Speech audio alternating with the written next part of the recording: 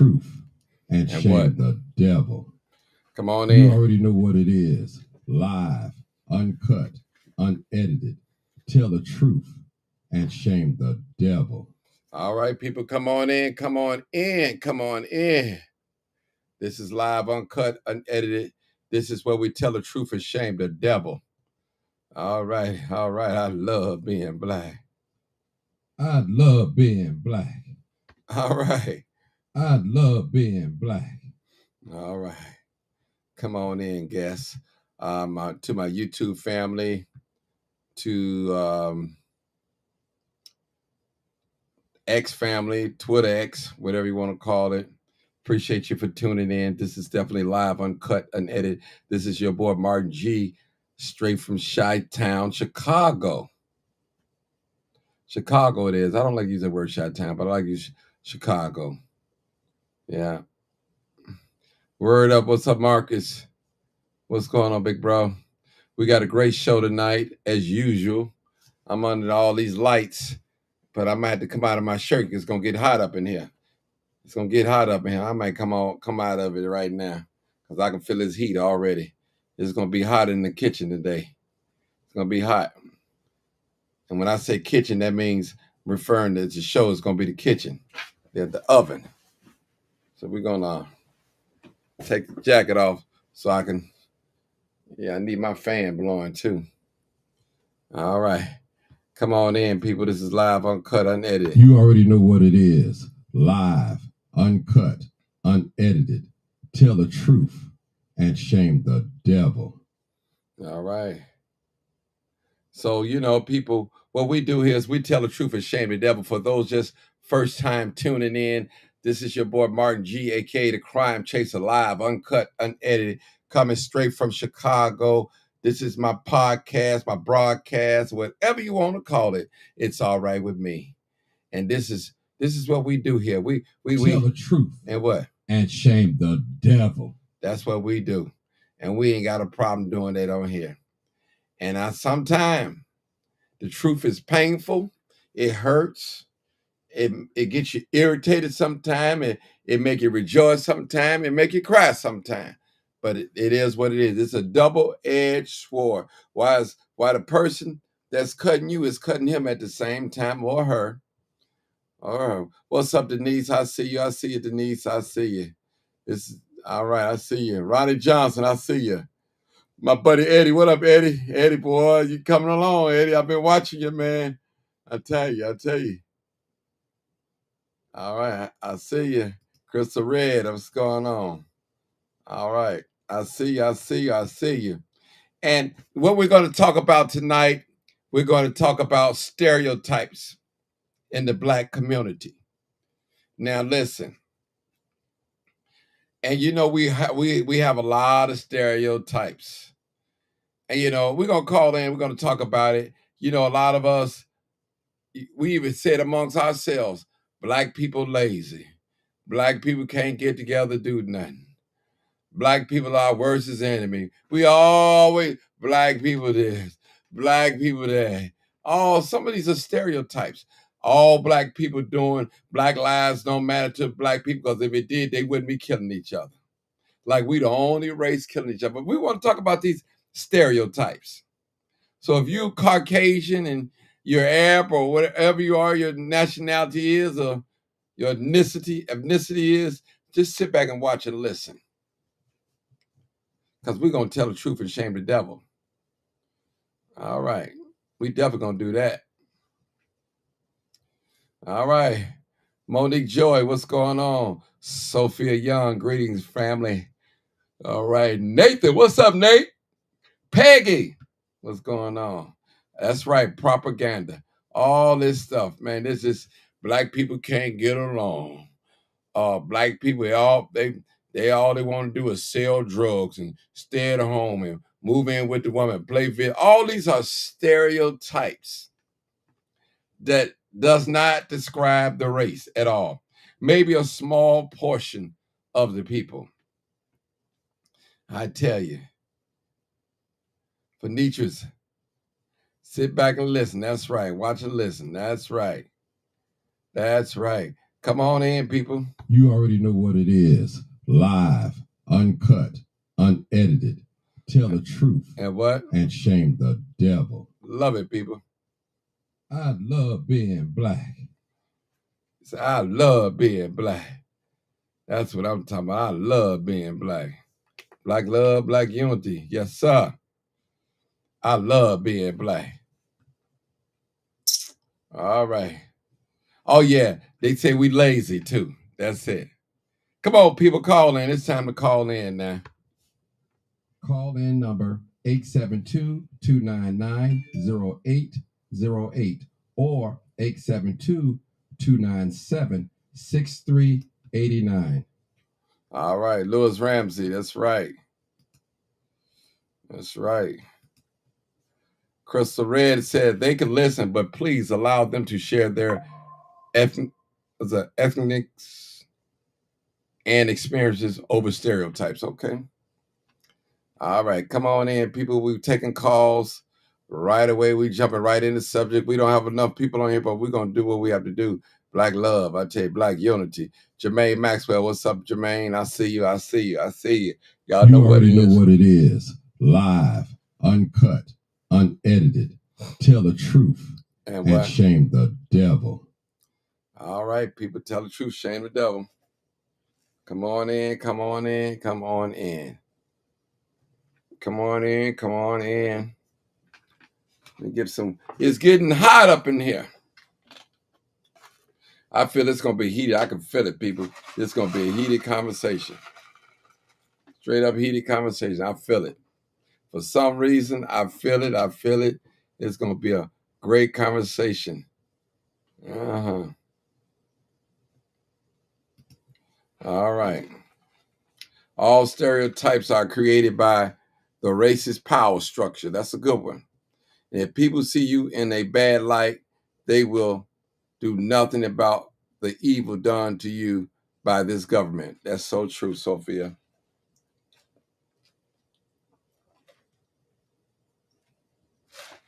So true. So true. That is so true. All right. Peggy said, what'd you say, Peggy? What Peggy said? Let me put it up there. Peggy said, show it. Let's see. Peggy said, they group all of us together and think we all are alike. That is so true. Stereotypes. It's getting hot and it's on fire. All right, people, I'm looking for some calls. Y'all come on in and tell me some stereotypes, something that I might miss, and let's talk about it. Let's talk about it. They say all black men lazy, all black men is in jail, and all types of stuff. And we not fathers, and oh my God, we don't marry. All types of stuff, people. Tell you.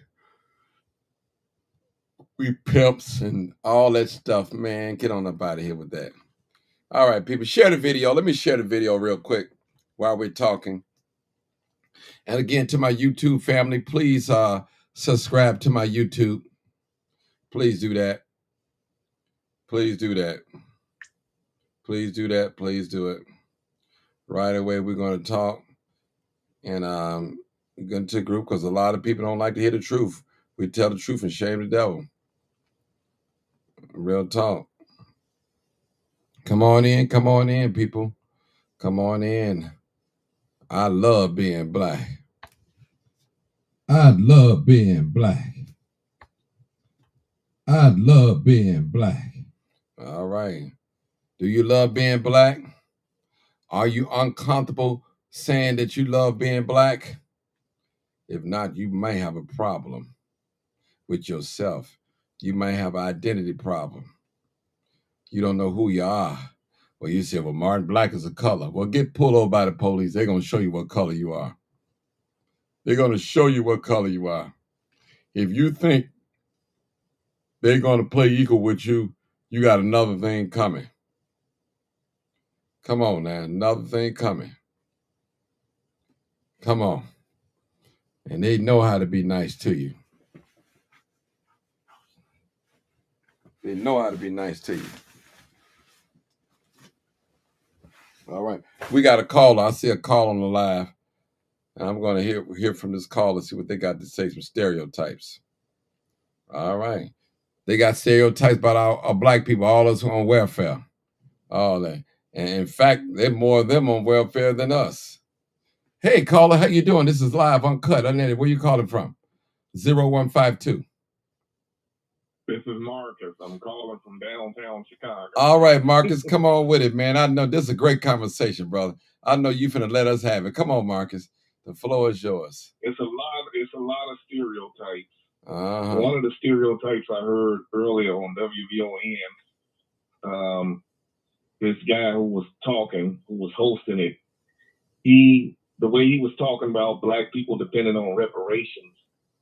We need to not depend on the government to give us anything or reparations or whatsoever.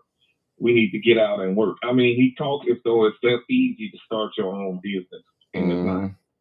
And it's like he's blaming his own people, and that's what's going on with our own people. We have adapted the stereotype that black people don't want to work. All they want to do is lay up and get a check. We stereotype people who are actually getting a check. We stereotype them as being mental or disabled and don't even know their story. Everything in America is stereotyped, and it's to separate us so that they can monitor us, categorize us so you can monitor what's in what goes here and what doesn't go here. You know, they know how much money we bring in our communities because they set it up by design and projected that the people in Inglewood shouldn't be able to own 2 cars because we're going to label that area as the ghetto. You know, and our own people stereotype us. Our own people stereotype us every day. That's it, Marcus. And when you see they talk about people who they don't understand. Make sure you guys share this video. The numbers are low. We need to get these numbers up because they need to hear this. See, they don't want to hear this truth, stereotypes. They don't want to hear this, Marcus. They don't want to hear this type of talk. No. Yeah, they want to hear this. You look at the kids standing on the street corner, and you automatically stereotype them as being in a gang because he's dressing like teenagers dress, or she's dressing like teenagers dress. It's a fad, but you automatically stereotype them and don't know their story. America was built on stereotyping. Yeah, America was built on stereotypes. And you know, and they got us believing these things, man. And see, when you believe things, you begin to start acting like them, like you don't know how to behave or something. You begin to act like that. So, you know, people get on here and they dog black people out. I'm talking about black people that look like me. Dog us out. And what kills me about it, the same ones that dog black people out, they skin and grin, they get along, go along with white people, and you never hear them say they're proud to be black or anything. When Black History Month comes along, they don't wear anything that represent their blackness. But let St. Patrick Day come or Mexican Independence Day, they celebrating everybody holiday but ours. Culture. Yeah, real talk. I'm gonna tell you something. Go ahead. Black history, right? Yeah, they wear Black history, and I'm gonna tell you why they wear Black history. They want to put on this disguise that they're all about the people, and they're not. They talk about unity, and they're not about unity. You're not treating your people, but you want to celebrate the ancestors. The ancestors are turning over in their grave at what's going on in our community, not just here, but nationwide. How blacks have sold each other out. How activists only march when it's warm outside, and they only march when people are off work. You can't move nothing if you don't disturb nothing while people are at work. So how you gonna move something? You ain't gonna get nothing done. They at home watching you on TV, laughing at you because you made an appointment to march at 5:00. So these are the same people. This is what I'm saying. Who can tell you everything about Kwanzaa, but after Kwanzaa and Christmas is over with, they're treating you like shit. Excuse my French, but that's the truth. They treat doo-doo better than they do their own kind. That is so true. And I'm gonna tell you, you got a lot of stereotypes within us, Marcus, our community, that we say you got some black women, they view black men as being lazy. The same way the white men think of us. Oh yeah, you got black women out there that view black men as being lazy, and they won't follow a black man, and they won't respect him. Only way they'll respect a black man unless he have a lot of money. That's it. If you don't have a lot of money, then they ain't gonna respect him at all. And another thing, they don't respect black men dreams.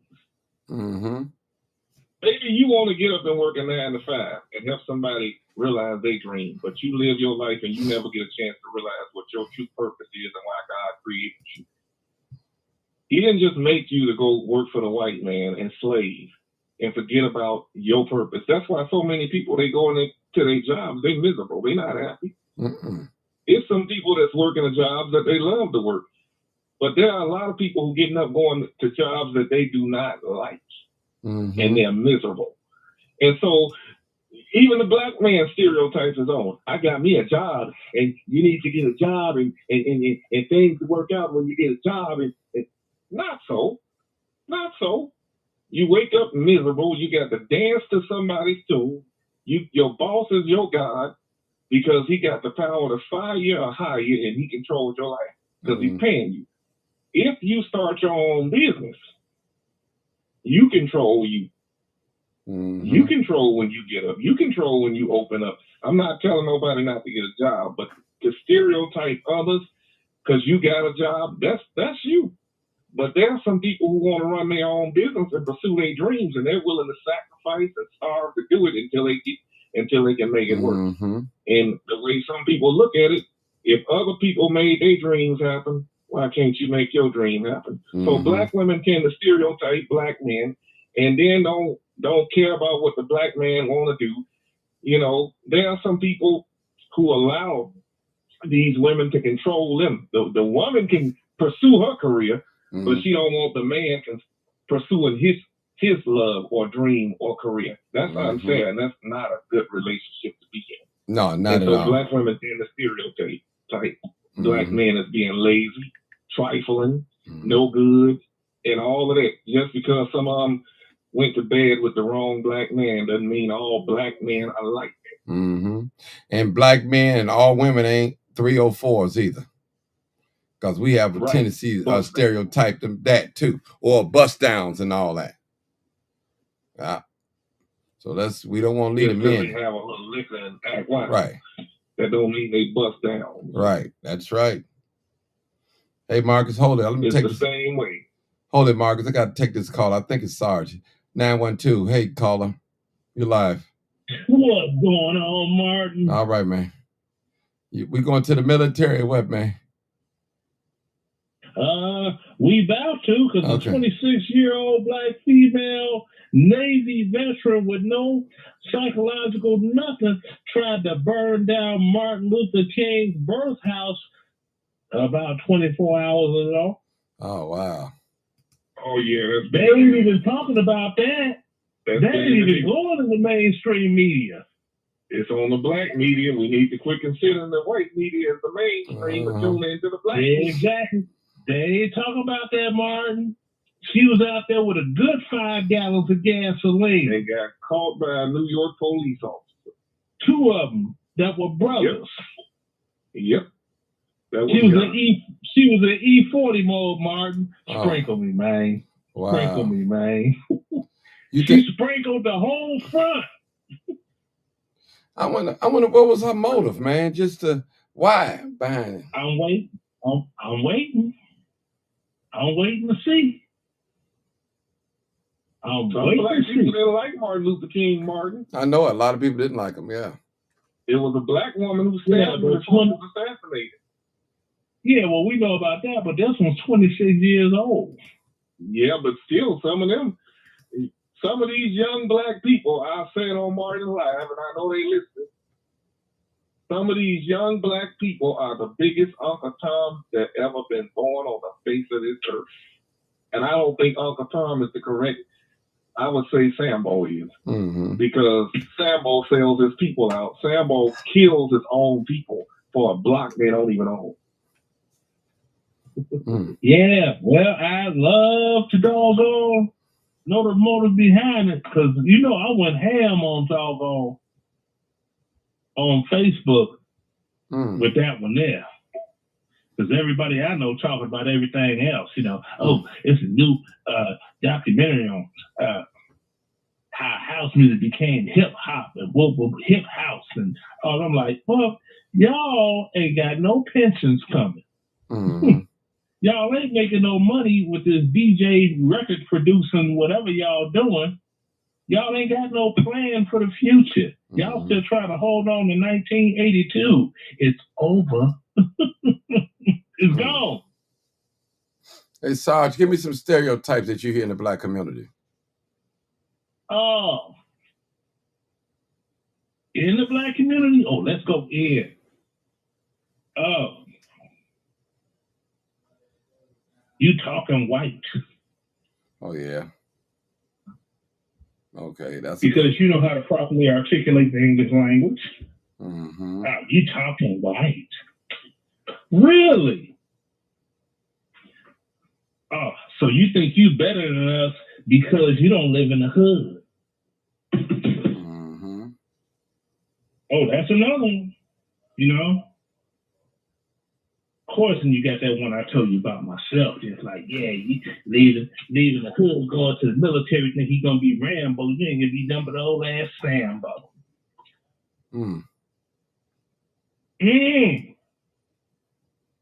Okay. Yeah. Yeah. Mama's baby, Papa's maybe.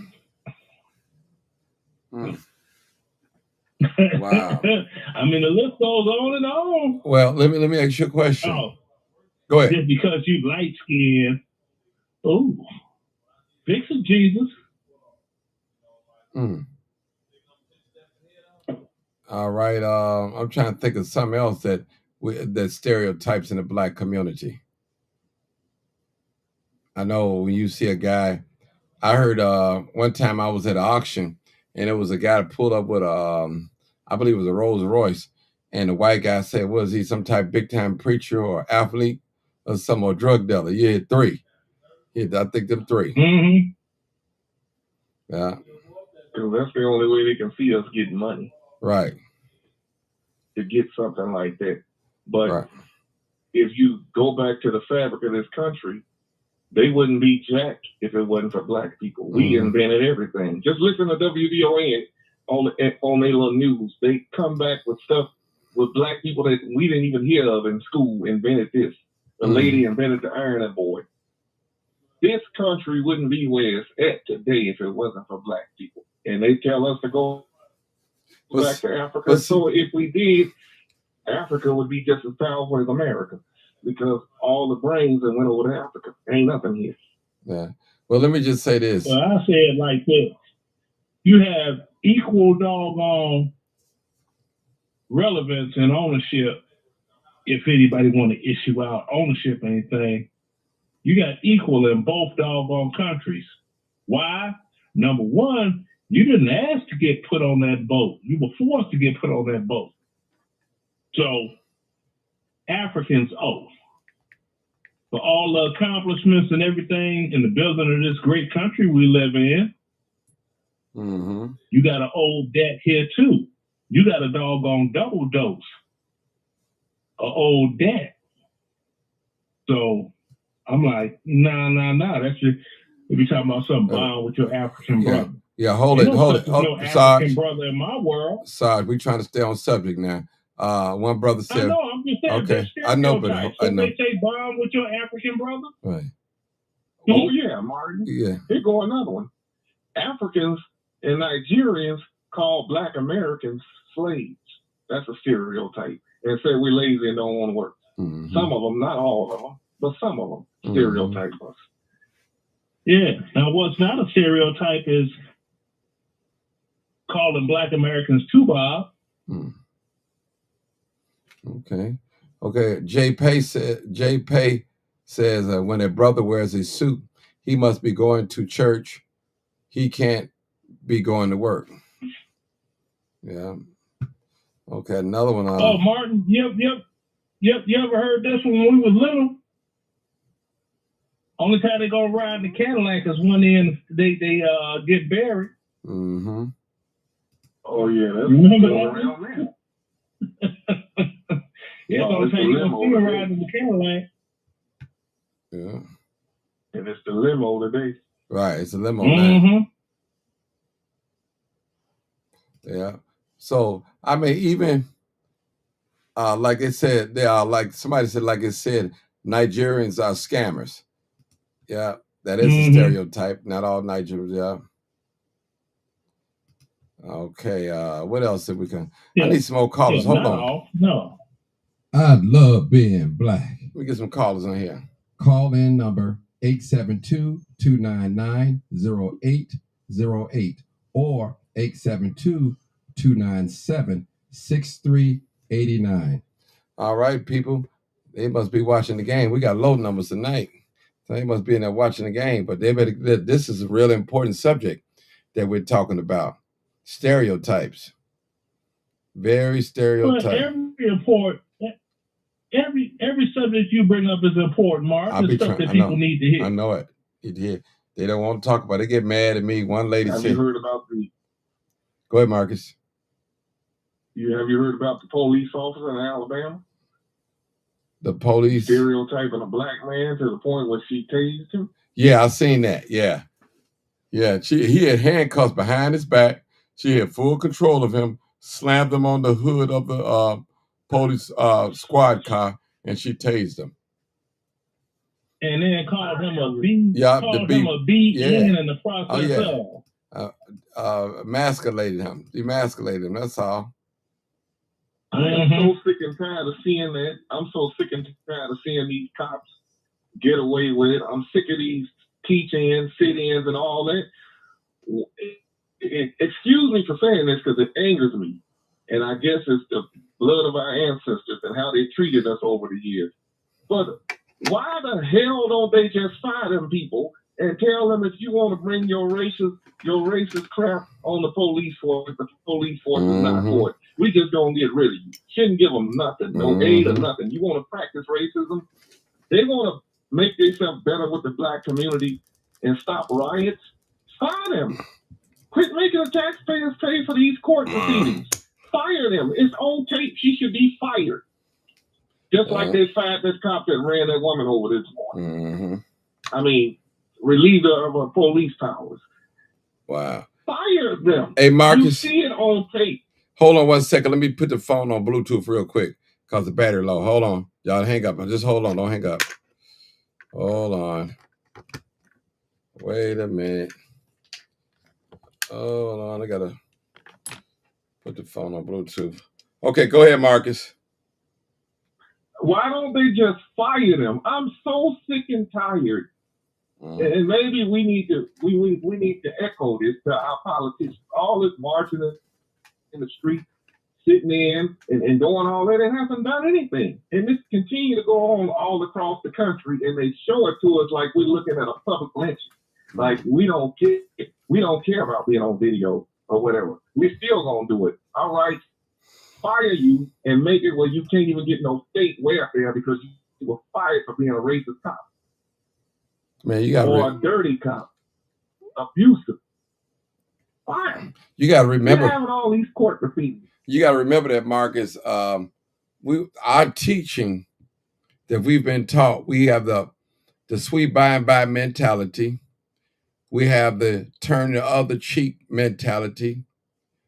We have the mentality that white people will always be on top. That's the way it always going to be. And we get the crumbs from left off the table. And that's the way it is. That we don't believe in fighting. That's all. We stop fighting. I'm glad I don't have any kids because I've said it before and I'll publicly say it. I would have been dead if I saw a white cop pull my son over for nothing and treat him the way I'd have seen some of these cops treat these kids on video. Mm-hmm. I would have been dead because I'd have went down there on the 5th floor and swung on Daly or Rami Manuel. I would have lost it. You put your hands on my son, I feel like this. If we get upset when a pedophile is in the picture, we should be just as angry when we see these racist cops stopping our young men for nothing. But the law will lock us up. I understand that. But just imagine having a child and you're standing there and your son is being treated any kind of way. Mm-hmm. The You stereotype. ain't going to be thinking about no law. Yeah, the stereotypes, man. That see, the thing is with cops, when they come in the community and they operating on stereotypes, that all black men that got locks, Yep. they thugs, they gangbangers, they this. All black men that's wearing their pants sagging, they thugs, they in the gang or something. So all these are stereotypes, man. Tattoos, yeah. All this is stereotypes. So we have to watch out for things like this and educate people.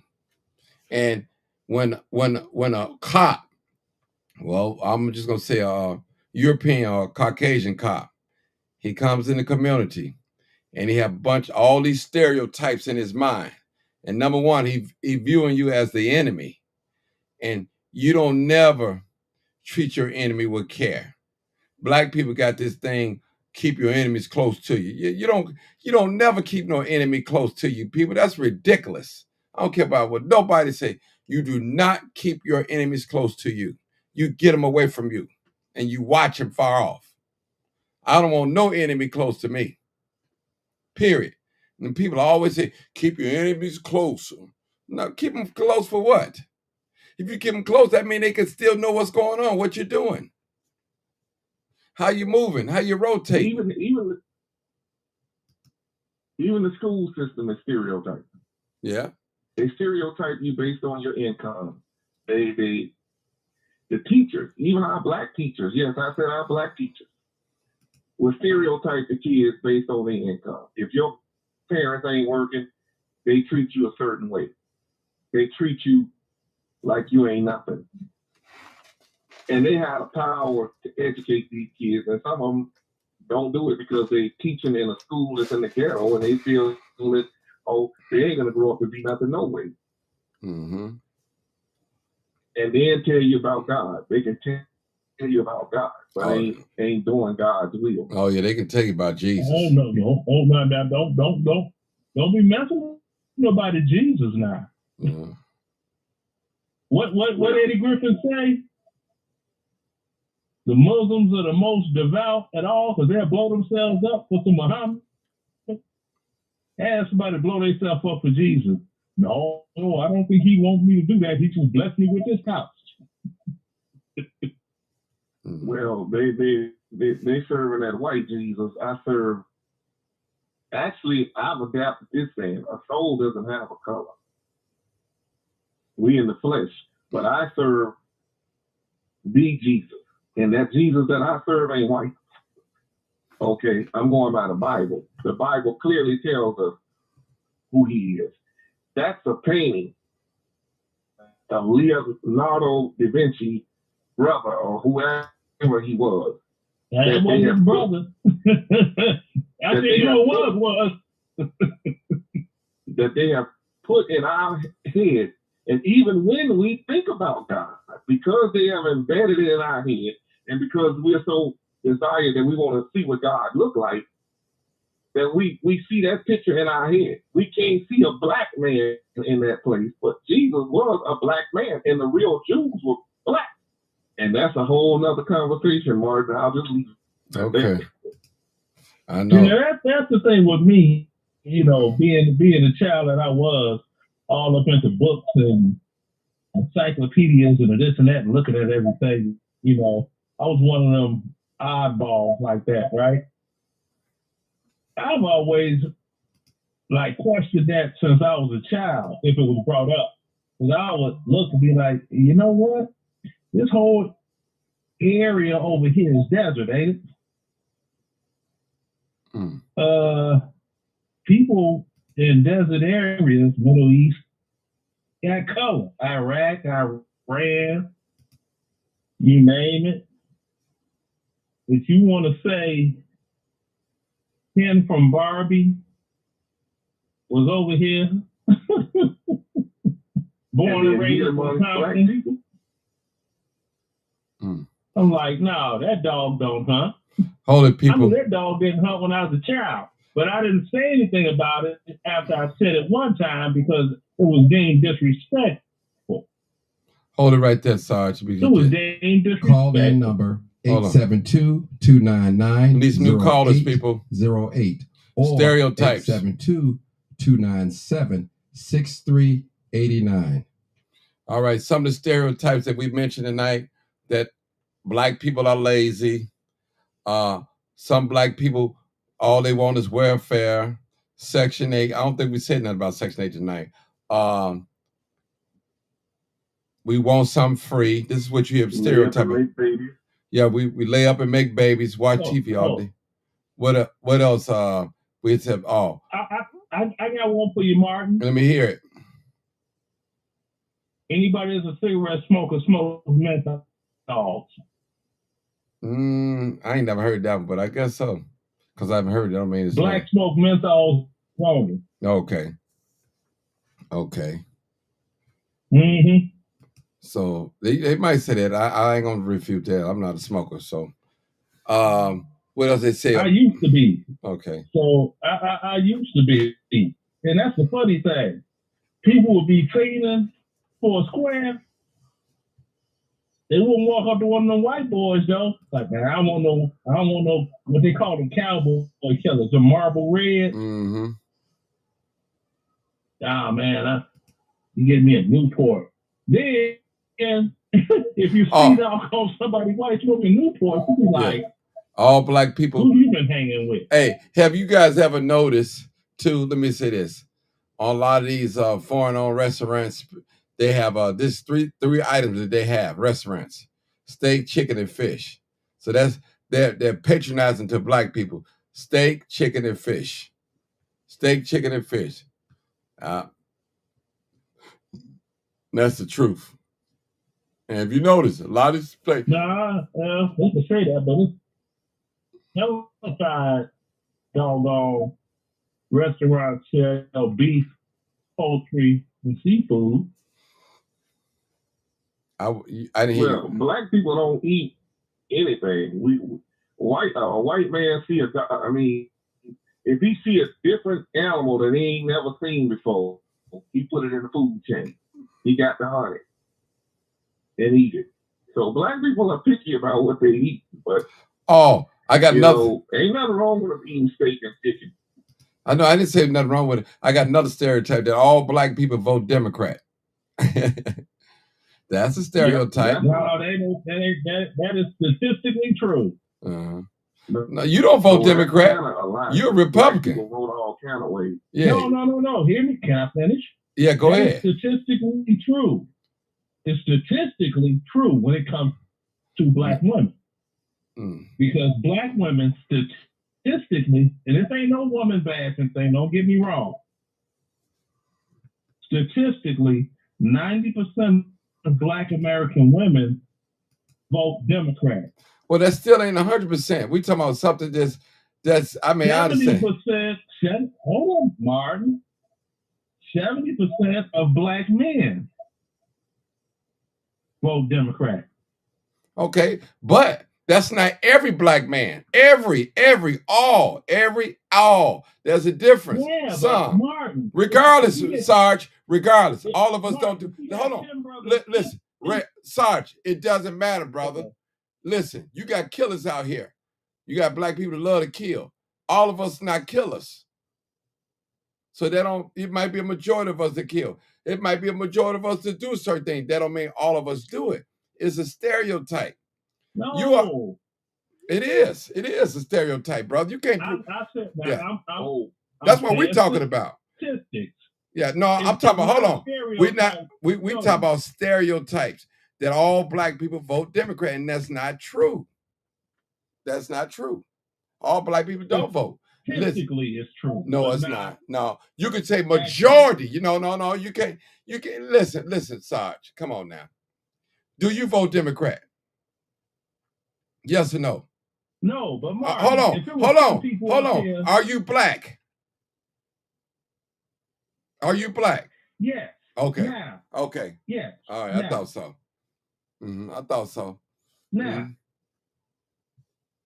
you have three brothers on here having a dialogue right now, right? Right. And we're not down with what's that song they talking about them girls be downtown or the booty round or whatever that song is. Whatever that foolishness is, right? Right. Now say you got 7 on here, it's 10 of, it's 7. All they want to talk about is Pound Town. But we don't want to talk about that. Okay? Sarge, stay with the subject now. Come on with it. Statistically, I'm staying with you. Statistically, they are having a conversation of choice. Okay. Because it's 7 out of 10 want to talk about this one thing, when you got 3 that want to talk about another thing. But the majority, regardless if it's a majority, it still don't consider all of us. I can't say that. Listen, for me, I'm just saying because all. I know, but you said, listen, you talking about statistically. Listen, statistically, I know, Martin, but that's numbers-wise, yeah, that's all. Yeah, but every black person don't vote Democrat. You know, I'm a registered Democrat. Like I said, I'm a registered Democrat, Martin, but I have voted for Republican. Yeah, I have. Okay, Martin, I just saw something on the news right now. Check this out. A sister, she's a AKA, right? Some restaurant in Atlanta. This sister is Fantasia Chocolate. Now, at one time, she could not talk about she's an AKA because she's too dark. They didn't let Sister Suck Complexion get an Alpha Kappa Alpha sorority, and that's real. Martin, if I may, I want to drop this in here, and this has to do with the topic in a way. Thank you. But I believe the city of Philadelphia has passed an ordinance banning ski masks, and you know who the police is going to target it. This was on WVON this evening, and they're banning ski masks because of the crime, but they always stereotype young black teenagers with the ski mask on, and it be all types under that ski mask. And with today's technology, I asked them this on VON. I said, don't they have facial recognition?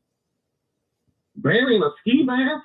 In some of these cities, it'd be cold in the wintertime. A scarf and a hat ain't good enough. You need a mask on your face.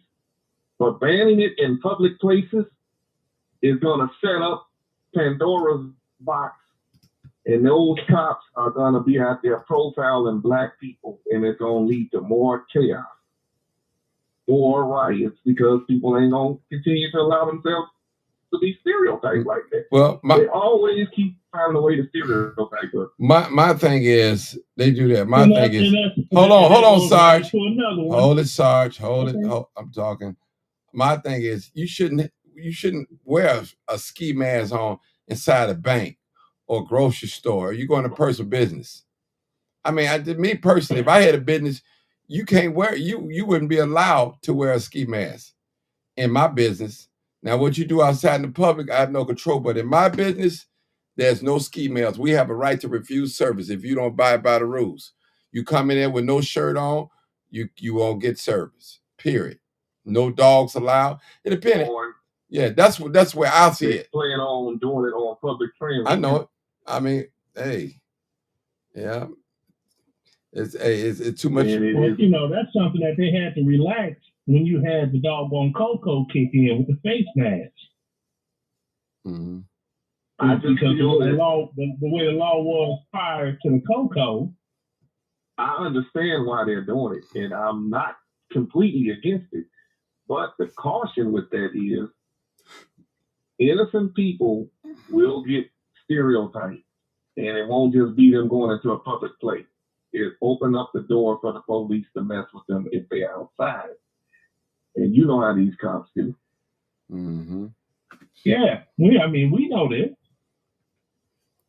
Hold on, people. So, and these young people Call in number on themselves. 872-299-0808. Well, my callers, I need some more callers, people. Or We got 872 on the panel. 297-6389.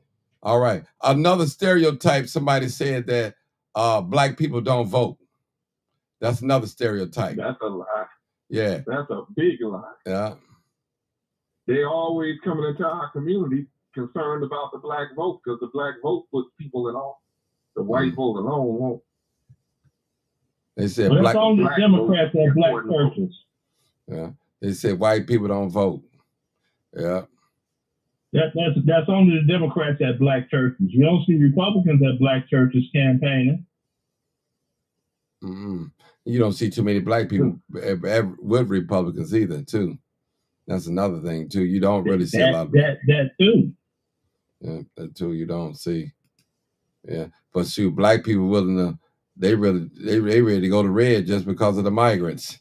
It's like, man, we're gonna vote red. Yeah, Chicago, and that's shocking me, Martin. Yeah, well, it's a shocker because they're moving on emotions. You know, just like Ronnie Mayer closed 50 schools. Guess what? They still reelected him. And most of those schools was in the black community. Majority of those schools was in the black community. He closed down. And that's another thing about him getting elected from people not doing research. You know, he got fired from the Clinton administration and the Obama administration. The only thing is they said that he resigned. I'm like, well, he used some nasty words at the First Lady Michelle Obama. Yeah, but she said, get him out of here before I put them paws on him. See, he thought he was talking to Hillary from the Fresh Prince or something. Mm-hmm. He met a black woman from O-Block. He met a black woman from the O-Block. You ain't talking to doggone Hillary from the Fresh Prince. No, it's just tubular. Like, you got the right one, baby. Yeah.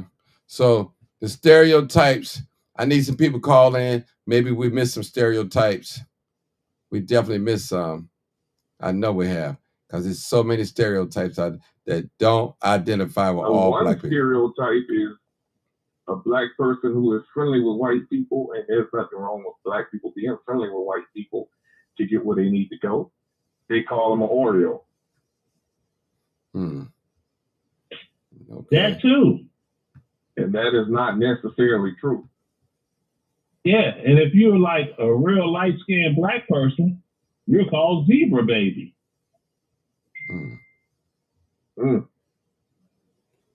Okay. All these labels. Yeah, but but God is looking down on us, shaking his head. But hey, a lot of people, they believe in these labels, Marcus. I know. Trust me, I've been labeled. I know what it feels like to be labeled. Something that you know you're not. Because somebody thinks that you're that way. Because you don't act a certain way. So it's so many stereotypes out here.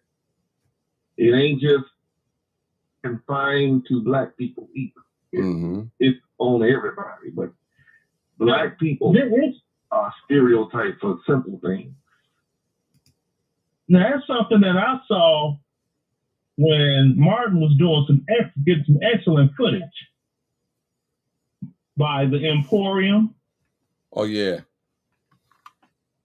Martin was trying to say Emporium. Yeah. But for some reason, he wasn't pronouncing it like the way it's supposed to be pronounced.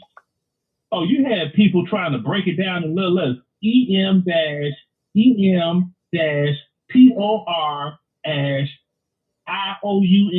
Emporium. I'm like, y'all the grammar police now? But that's not a stereotype, though. Yeah, I understand. I said, but that's the thing, though. They were trying to say that as just because you could not say supercalifragilisticexpialidocious, you're less intelligent than you actually are. Mm-hmm. They stereotype you by your neighborhood. I'm like, they really gonna go there? You really gonna go there on this man's show? In the chat room? While he out there freezing in the cold trying to get footage? Huh? Yeah, I'm used to it, Sarge, but guess what? They watching. I know. They watching. But I didn't like it. Listen, I listen. They too nosy to delete me. Too nosy. Because they're afraid that they're gonna miss something. They're gonna afraid to miss something. I've even had people to come up to me and say, "Why Martin blocked me?" You gotta ask Martin. I don't know. You gotta ask Martin why he blocked me. I tell you one thing, and I can say, I'll be saying in the back of my mind, you had to have said something about him for him to block you. Because he don't just block you to block you. I've always say, I don't just block people for anything. You have to do something to me or say something that's disrespectful, and you gone. That block game in mine is strong. Strong. Now you got to come back as another person. And they get mad. Listen, you think you can come on my platform and say anything you want disrespectful me, and I'm not disrespecting you? That's not gonna happen. You keep that over on your page, not on this page. I can't tell you what to say on your page, but on this page is mine, and I'm going to control what come on my page. And if I don't like it, I'm gonna get rid of you. Period. Mm-hmm. I just saw something on the news right now, Martin, and I'm like, I peep game. Local news, local Atlanta news. They had the sister on there that tried to burn down the house, right? Right. After they got done reporting with that, they started reporting, putting up still shots of Rosalind Carter, Jimmy Carter's wife that recently passed away. Mm-hmm. All walking, waving, whole lot of black kids. They're black kids. Oh, this the president. Mm-hmm. Talking all up on that, right? Like, see, they're so friendly, but these. Mm-hmm. See, that's the image to be pushed right there. See, and there's people that don't catch it because they're so busy being visual and not being mental. Mm-hmm. See, then they followed up with a Kroger commercial. So you got old grandpa, get it, grandpa. These cartoon figures now on this commercial. Yeah. He got a white wife. Yeah. They talking about Christmas dinner. You see how the media, you see how the media work that game? And for people that don't look at things and think about things, they just buy into what they see. Now, I'm just saying what I just saw on the news between news and commercial. You see what I'm saying? Mm-hmm. That's no accident. That's by design. Yeah. All right, people. I need some more callers, man. Y'all hold on, man. I got to get me some callers on here. Call in number 872-299-0808. Need some new callers. 872-297-6389. The lines are open. The lines are definitely open. This is live, uncut, unedited. The lines are definitely open. I need some new callers. So we're talking about stereotypes. We done jumped around a little bit, but we still on stereotypes. That's what we want to talk about, stereotypes. Yeah, y'all call in. Yeah, because I know you have a lot. All the drama and all that. Let's talk about something real. Call in. They stereotype us by our neighborhoods we live in. Of course. Oh my goodness. You went there. They said black. In a zip code. Yeah. They said black people don't cut their grass. Have mercy. Yeah. We don't take care of our property. Keep it nasty. Yeah. Another one is we eat watermelon. Yeah. Somebody said that. And why is it? Hey, Martin. Hold on, brother. Hold on. Another stereotype. When somebody buy a car, I bought it from the white neighborhood. It's taken care of some old people. That's stereotype too. Black people take care of their cars, get oil change and tire rotation and tune up. They take care of their cars well too. So don't think you can't get a decent car from black people too as well. Because we got this thing that white people take care of their car. White people do this. White people pay on time. Man, it's white people out here that don't pay on time. Period. We got if you buy from a black person, you'll get robbed. Right. Go ahead, Sarge. We got a new caller. Go ahead, If you buy a Sarge. car from a black person, you. Go ahead, Sarge. We got a new caller. Okay, hey, check it out, Martin.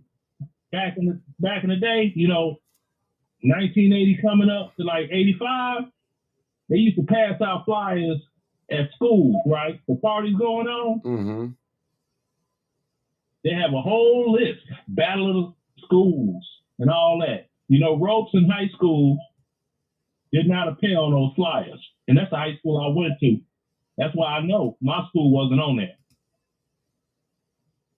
But I'm a better DJ than y'all, and we all playing the same music. Mm-hmm. Mm-hmm. Yeah. Let's see what this new caller had to say. You didn't see Robeson. You didn't see Tilden. Yeah, but Harper, Hirsch. Talk to me quick. Don't talk to me slick. All right, 224. Come on, caller. 224 area code. Oh, you know what it is, live. That's right. You already know what it is. Live, uncut, unedited. Tell the truth. And what? And shame the devil. All right, OG. What's going on, Old Timer? Go ahead, Old Timer. Well, hey, man, but the stereotyping, well, some things we got to live with. And here we go. How we, it sounds like brother, man, that was on the other night, but that's cool, though. I'm older than him. He said he was 50, but, he's just not getting started. The problem is, it all depends what you want. Because see, what black people is not going to do, you got a high section of black people that's going to cater to that group only. And they have shut out. They have shut out the lower class of black people that's got to make it on their own.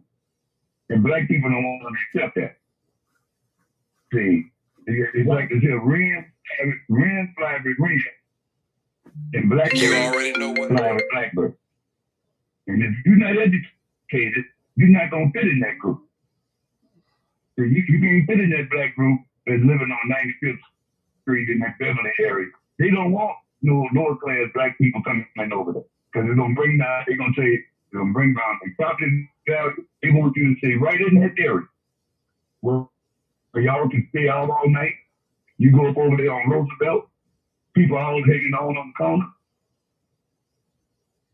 It's like it's 11 o'clock during the daytime. Because that's what black people like.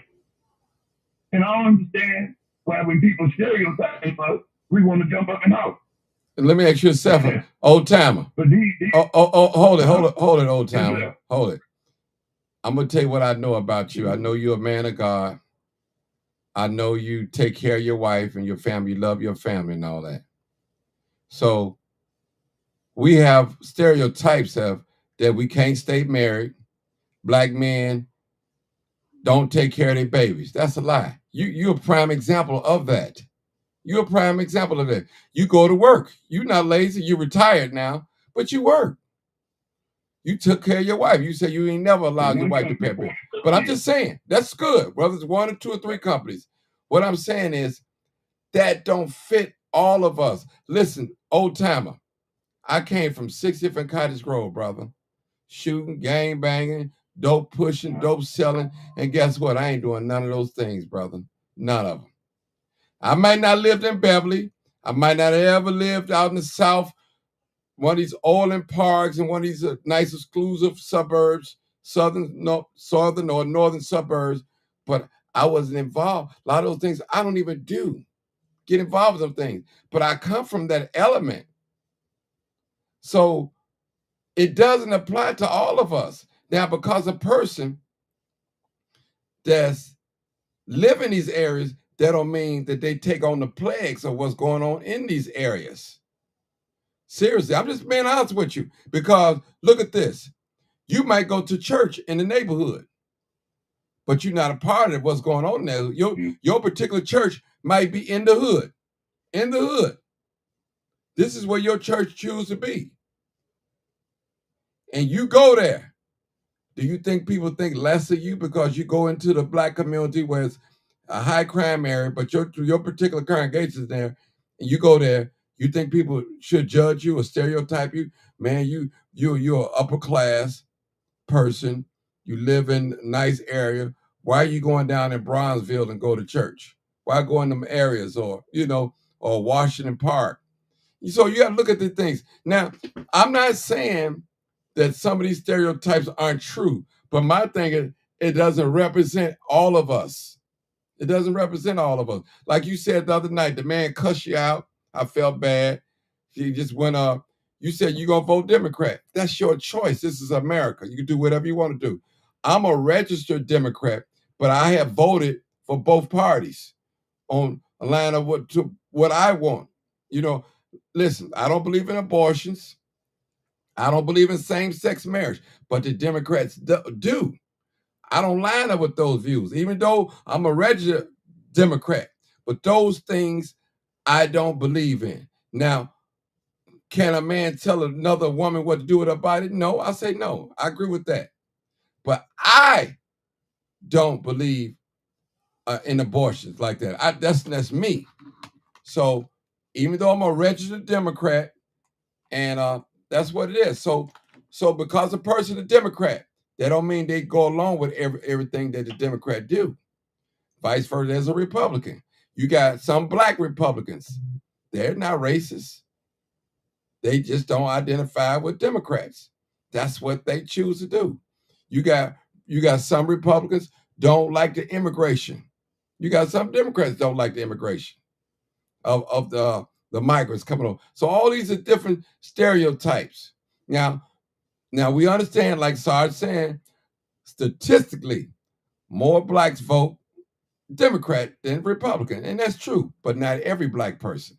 That's true. So we live in a class system. That's how America is, the haves and the have-nots. So we shouldn't, now go back, you're a spiritual brother.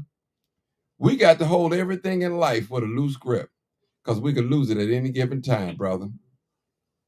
Everything that we own or we think we own or think we have is only lent to us for a little while, old timer.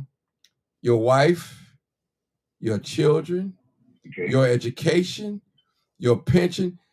After a while, it's going to be no good. Your wife might have when you die. So all these things are given to it's just temporarily. You know more than I do. You've been around way longer than I. And so we have to cherish these things when they're given to us. We have to protect these things, but we know that any given minute, Job said it so clear, naked I came and naked shall I return. And there's nothing wrong with it having a pension. There's nothing wrong with having a house, a wife, big car, living in a nice suburb. There's nothing wrong with that. Having the big bank account. There's nothing wrong with property all around the city. There's nothing wrong with that. But we got to realize that it's only temporarily. I clean out houses.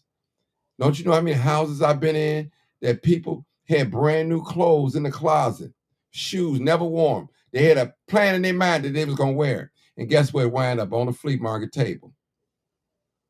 So these things that we see are temporal. And they're good to have. I'm not talking against education. I'm not talking, every man and woman should be educated. And look at Willie Wilson. Don't even have a grammar school education. He's a probably a billionaire now.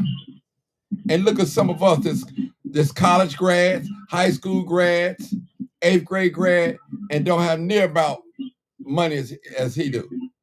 I wonder why. Here's a man, I'm talking about, just think about it. Willie Wilson, he'll tell you he got a 4th grade education. Here's a man just spent $333,000 in charity given away with a 4th grade education. Man can live anywhere. And he don't have to spend his money with the black community. You don't have to do that. So my point is, old timer, we can't look down on the less fortunate, because Jesus said when we make fun of the poor, when we make fun of him. So he said the poor will always be forever with us, and we know everybody's not going to be rich. Everybody's not going to win. We can only save some people, help them out. Some people don't want no help. They don't want to do no better, old time. They want to stand on 63rd and Cottage Grove in front of the liquor store.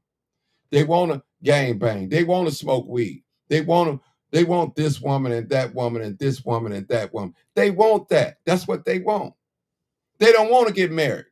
They don't want to be committed to nothing. So I understand. We have those that's well off in our community that's black, don't align themselves with poor, lower class blacks, if I may use that term. But guess what? One thing that God is so merciful, he give us all 24 hours in the day. I don't care if you're rich, poor, uneducated, righteous, just, whatever you may own, have. God give us an equal amount of time here in a day, 24 hours. And what you do with it is on you. He don't take that away from us. The Bible said he sends the rain on the just, well as the unjust, and well as the sun. So I understand what you're saying, old timer, but it's all temporary, brother. And we can't take nothing. Go ahead. Go ahead. That's true what you're saying, but we're fighting. It couldn't be an invisible force. I ain't talking about God. Okay. I'm talking about God. I'm talking about from the 1960s. First of all, you got to go back to the post, not antebellum, but the post-Ellen days, back during the time of Reconstruction, where many people, blacks, were courted by what they call the Republican Party. Because you know they used to have what they call the Whig Party, which is basically the Republican Party. Now you go back and look at the Whig Party, and you'll look at the Republican Party.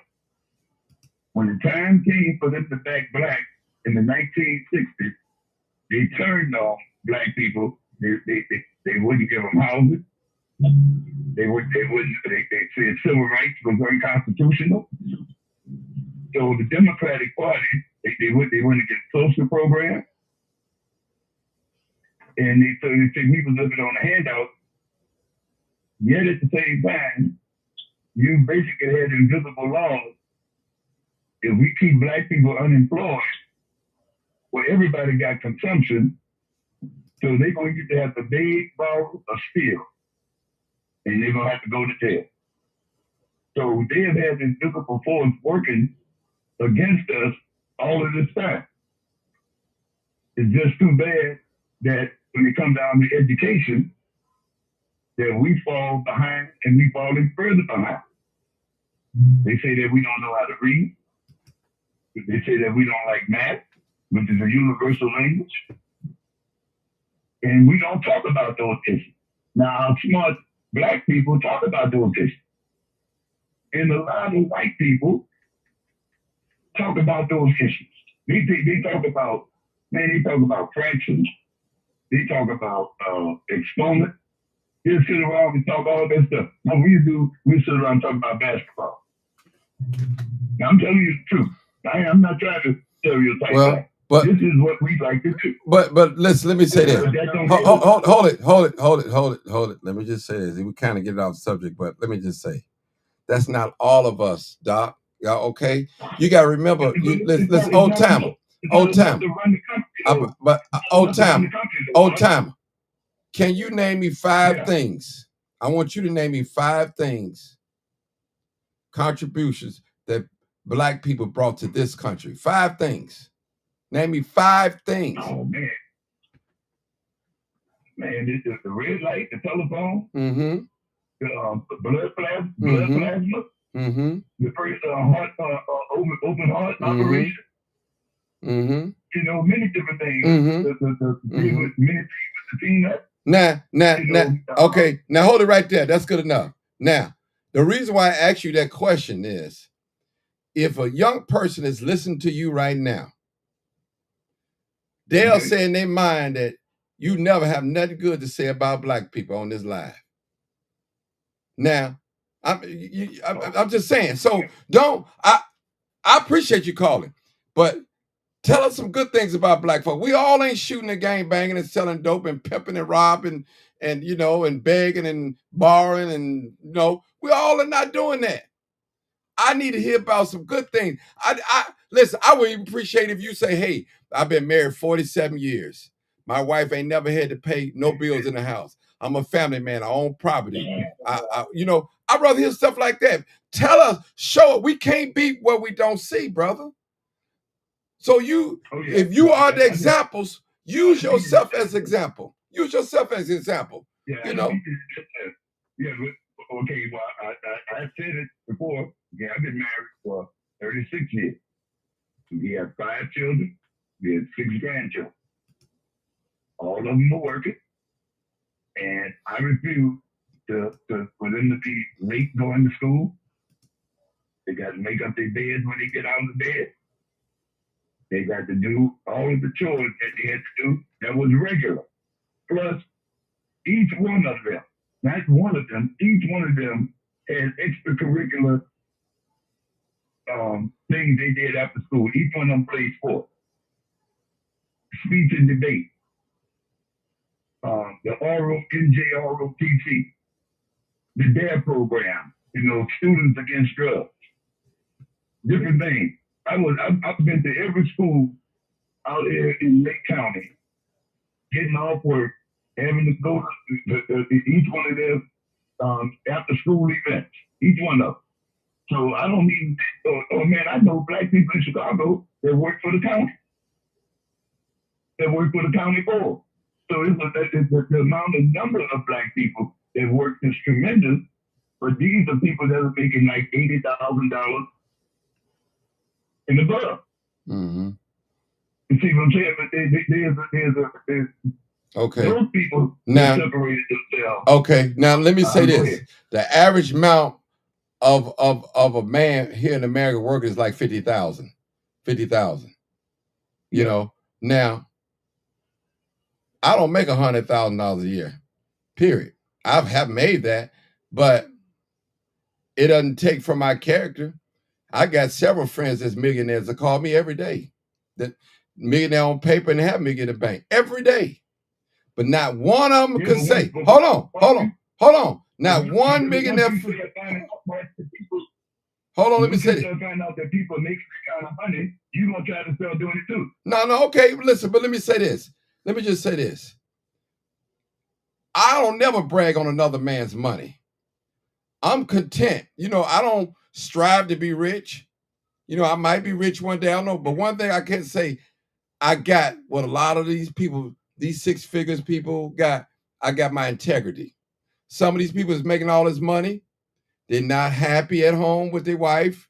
They got another family on the side. Their wife is only there because of convenience. They sleep in separate rooms. Some of these people, some of these people in debt. They putting stuff in the pawn shop, but they make these high salaries, brother. They're still not happy. I knew a friend that had, I think it's in Olympia Field. He had a nice, beautiful home. And he had space heaters all around the house. No gas. Couldn't afford the gas. Very articulate, smart, educated black man. Worked at the, I ain't going to say where he worked at. Y'all might know him. But he had no heat in his house, bro. He looked like Bunny. But reality, he was living above his means. Okay, I store at the storage locker. I see people coming there, old timer. They going to the storage locker, pulling out clothes or taking clothes out of their trunk, living out their storage locker, if I may say. Nice cars. And I'm scratching my head. Here I am, I drive a 07 or something. I don't drive nothing fancy. But this is a 2018, 2021, 22, 23, nice car, but they living out of their car, living below their means, above their means. So what I'm saying is, we caught up in these material things. They're good. Trust me, I'm not against people buying homes and nice cars and things like that. But we have a history. A lot of us,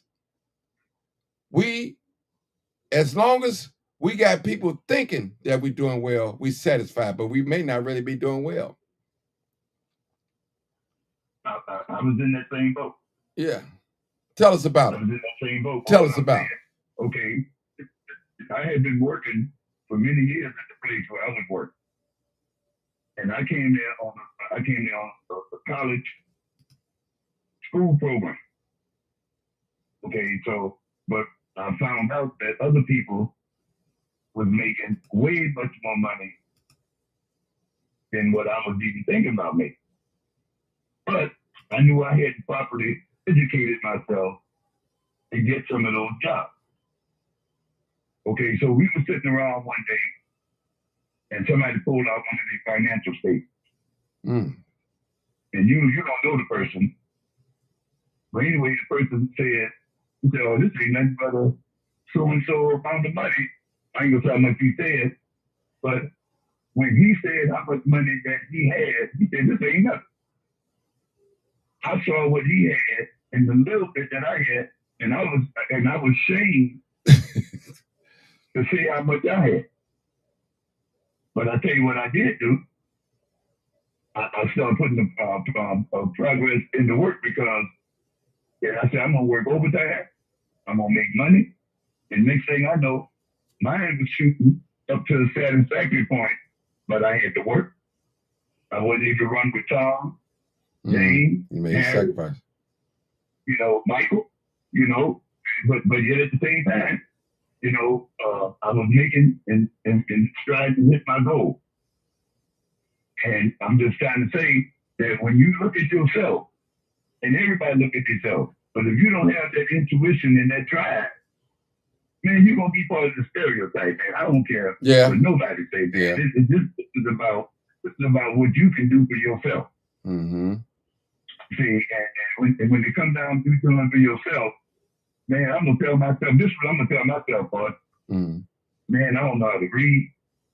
I don't know how to add. I don't know how to subtract. I don't know how to do no division. I'm gonna tell myself that. I don't know how to do no fractions. I don't know how to do no percentages. I don't know how to do hardly nothing, man. That to me, that's a shame spot for me. Mm-hmm. And I got to do something about it. Mm-hmm. Because I can't even help my children do their math homework when they come home because I don't know that. Mm-hmm. And so all of this stuff, and you know what your children gonna do? Your children gonna go out and tell other people that, oh, my daddy, he don't know how to do nothing. He don't help us with his homework.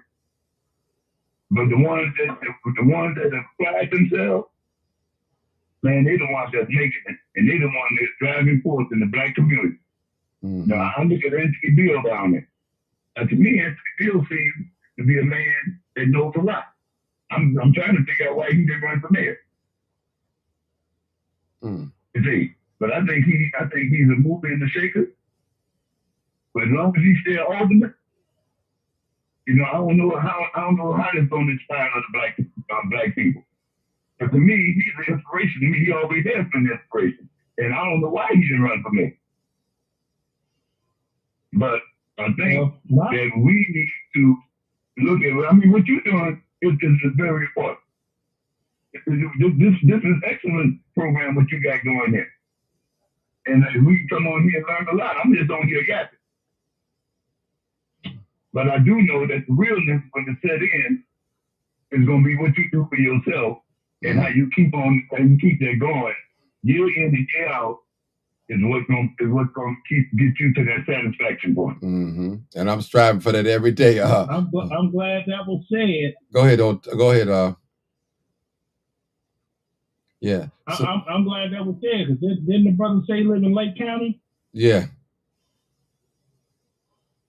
Last time I checked, I sure was in Cook County. So I appreciate him saying, basically, I'm yapping. Mm-hmm. That's okay. I'm talking about I'm just talking about living. Yeah. Yeah, well, check this out. I just seen a news story. You had, they call themselves the Ghostface Gangsters. There's 5 of them that just got life, killed this 14-year-old girl.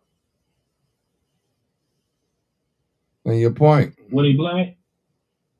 I don't have no idea. Probably so. I ain't heard nothing about it. I'm just asking. I don't know. About stereotypes, were they black? Mm-hmm. Hello. Mm-hmm. No. Well, I mean, Hold on. your point. What none of them black.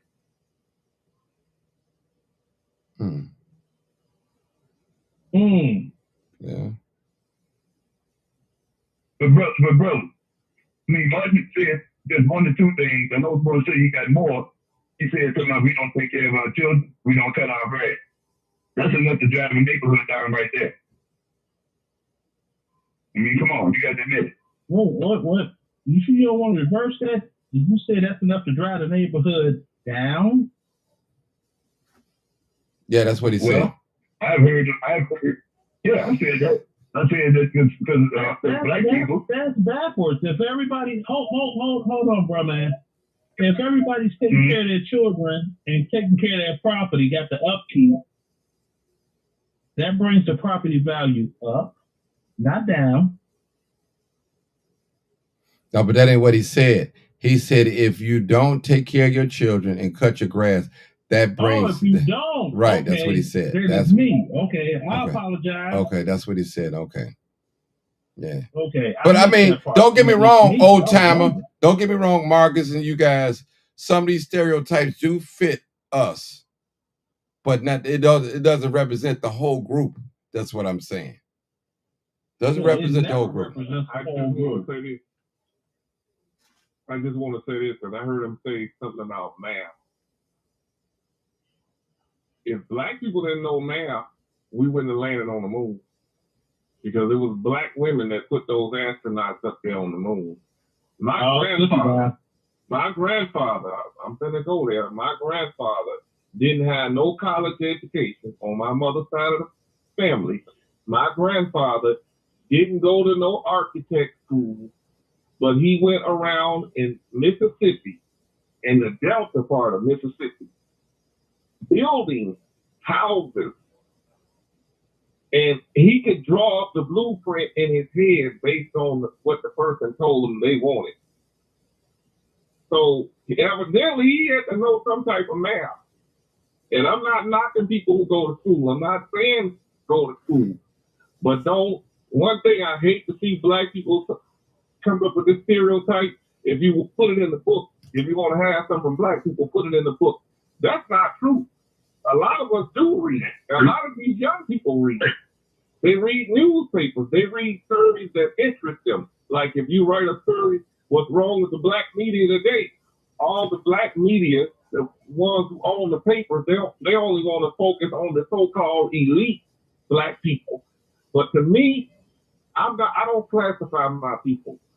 You either got money or you don't got money. It doesn't mean that the people who don't got money are stupid and uneducated and shouldn't be allowed to come into a black community where people got money. I live on a block where a lot of black people got nice homes. But you know what? They didn't even know my mother had died because we don't talk to each other. That's not the way I want to live. I don't see nothing wrong with black people sitting out on their front porches, having a good time. I lived in Inglewood.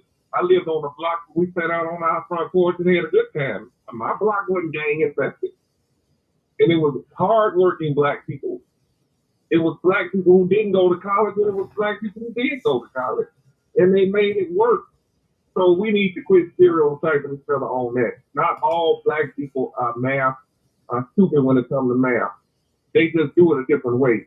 And white people like to crunch numbers. Even I shoot the bulls when I'm working for the newspaper, and everything is numbers. But black people, hell, they came to watch the game. They ain't concerned about how many shots somebody made. They just want to know if you're gonna win or lose. You know what I'm saying? I guess what I'm trying to say is not all black people, and I would say majority of us are not stupid when it comes to math. You mispay us and see won't we catch you. That's exactly right. Not the majority. Not You're right, the brother. majority. You're right, brother. And Martin asked me to say something. Let me tell you something. My sister was a math major in college. And she just really just blew my mind all over the place. Now, I went to an elite black school also. Mm-hmm. But let me tell you something. My sister was right here ahead of me. She was doing calculus. When she was doing algebra with trigonometry, I didn't know what that was. But she was doing calculus. She had calculus books at home. I said, man, what is calculus? I said, what is this? But she had a mind, and when it was all said and done, my sister was working for NASA. And she was on the committee that built the Patriot missile launcher. And let me tell you who my sister ran with, Martin. Mm-hmm. My sister ran with, if you wasn't 6'8", you ain't had nothing coming. If you wasn't part of the fraternity, if you wasn't a Delta, brother, if you wasn't a Zeta, brother, you ain't had nothing coming with that group. He went to the black and gold ball. But my sister, when the Discovery went up into space and blew up, the Japanese man that was on that space shuttle came down from Cape Canaveral and presented my sister with the Silver Snoopy Award. Mm. That's how much she had rose into NASA. But it took hard work, but she was around people. They drove Lincoln Town cars. They had red stickers on their cars in the parking lot. They didn't have green. I had a green sticker.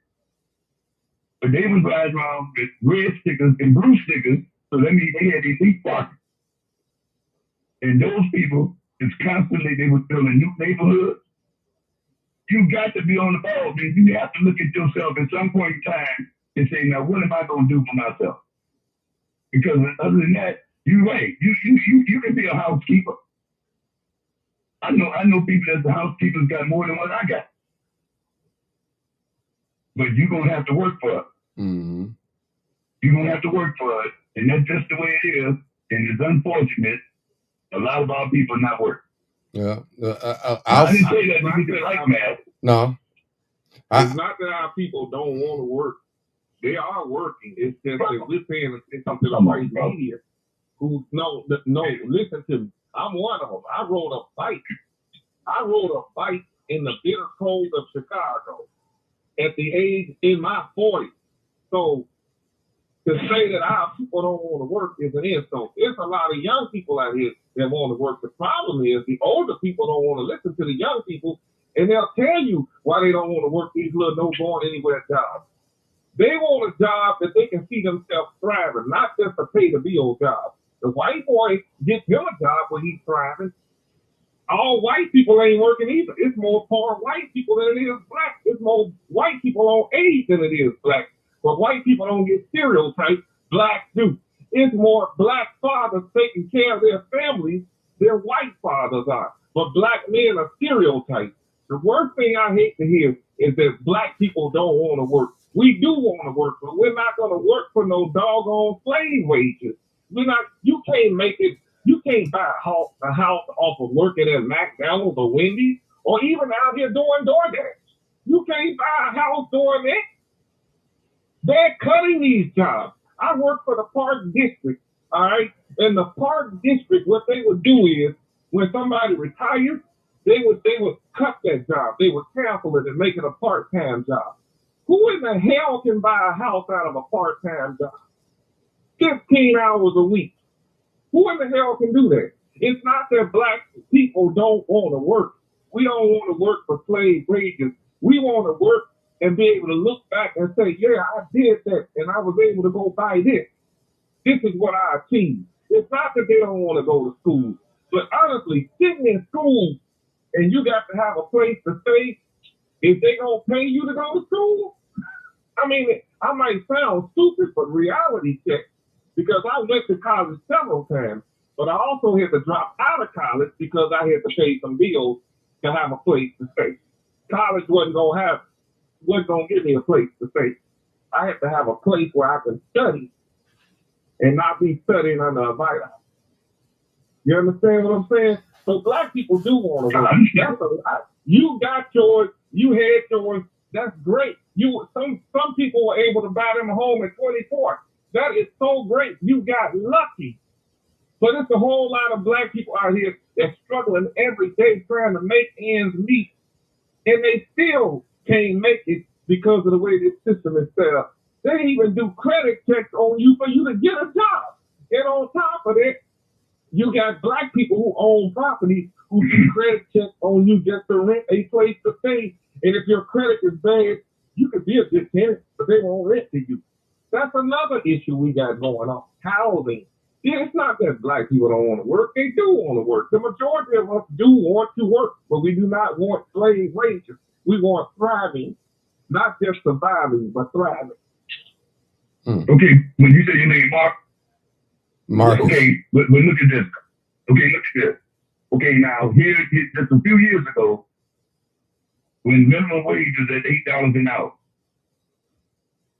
people were complaining. Some dude was complaining on the record. You know, this ain't about nothing. You're right. But as soon as somebody said something about the drive for 15, that's when you start seeing black people get in the picket line and start holding up signs. This is just 5, 6 years ago. When it was going to be well, I'm only giving my side. I didn't say I was right about all of it. Yeah, because I know minimum wage in Georgia is $7.25. I'm just saying. You know, I'm pretty sure people were dealing with. But then when they start talking about, oh, you can get $15 an hour, that's when we joined the picket line. We start holding up the sign, you know, drive for 15. And they say, oh, you got black people, you know, in the picket line, a lot more black people. That was helping the people down at the hotels and in the fast food restaurants and different things. Now I heard somebody on the line the other night, with Martin line the other night, say that $15 is not enough. We need to work at least $25 an hour. Because look at Chicago, bro. Look at rent in Chicago. Now maybe you own your home and it's cheaper to pay a mortgage than to pay rent. Rent has skyrocketed. They want to charge you a move-in fee. Next, they'll be charging you a move-out fee. But they want to charge you a move-in fee plus 2 or 3 months security, and $15 isn't enough. The cost of living keeps going up. And then they complain about black people being on link, and even black people complain about black people being on link. Well, they could be out here. You think they carjacking and killing people now? If a person can't eat, they're going to do what they have to do to survive. A dog will turn on his master if he don't eat and bite the hand that feeds him. So that's not enough. $15 an hour is not enough when the cost of living keeps going up. Within this city, they will boot your car for 2 tickets. They will pull your car being parked in a no parking zone for the snow, and it ain't even no damn snow on the ground. They will pull your car, charge you $25 a day to store your car, and then want you to come in there with everything up to date. And how in the hell you can do that? You making $15 an hour working at McDonald's, maybe 3 hours out of a week on top of that. So that's not enough to survive off of. Tell the president of the United States of America to quit going up on the damn living wage, and then you can make it out of $15 an hour. But they should be paid $15 an hour for what they do, because I used to do what they do, and I was doing it during the time when it was 3 something an hour. And then it went up to 8 something an hour, and we thought that was the holy grail. But then the cost of living also went up, and that's not enough. They should be making $25 an hour for the hard work that they have to put up with. Old timer. And it shouldn't be that's the thing. Now that's the thing. The living. Hold on, one moment, and I'm gonna be brief. What it costs to live is not offset by the raise in wages. See what I'm saying? Mm-hmm. You have people in New York that got matchbox size apartments, right? Mm-hmm. $4,000 a month rent. Yep. For a doggone 700 square foot apartment. Okay. Let me say this. Sorry. $4,000 a month. I think old time. I think you're a property owner. I think you said something about that. Here in the city of Chicago, an average one bedroom is almost $1,000. Seriously, average bed in a decent area. Now they got this thing now. Not only the credit check, they do a criminal background. Also, what they do is they do an income verification. So if you're paying $1,000 rent, they want you to make at least $3,000, 3 times or 4 times. Most places 4 times. Now, if you've been evicted, if you've been evicted in the last 3-4 years, some property owners, if your eviction is 5 years old, they'll take you. They'll take you. You can have everything right. You could be working. I would say like you working and you make $4,000, you can afford $1,000 a month apartment. But if you can't pass that criminal background check, they're not going to rent to you. They're not going to rent to you at all. So it's almost like a trap. So you telling me because a person got a criminal background, some places he can't live. So it's by design. It's by design. Because the average one bedroom Chicago rent is going up. And plus here, old time in the city of Chicago, they don't have no cap on rent. They can go up $500 or $1,000. They don't have no cap on rent here. So there's no.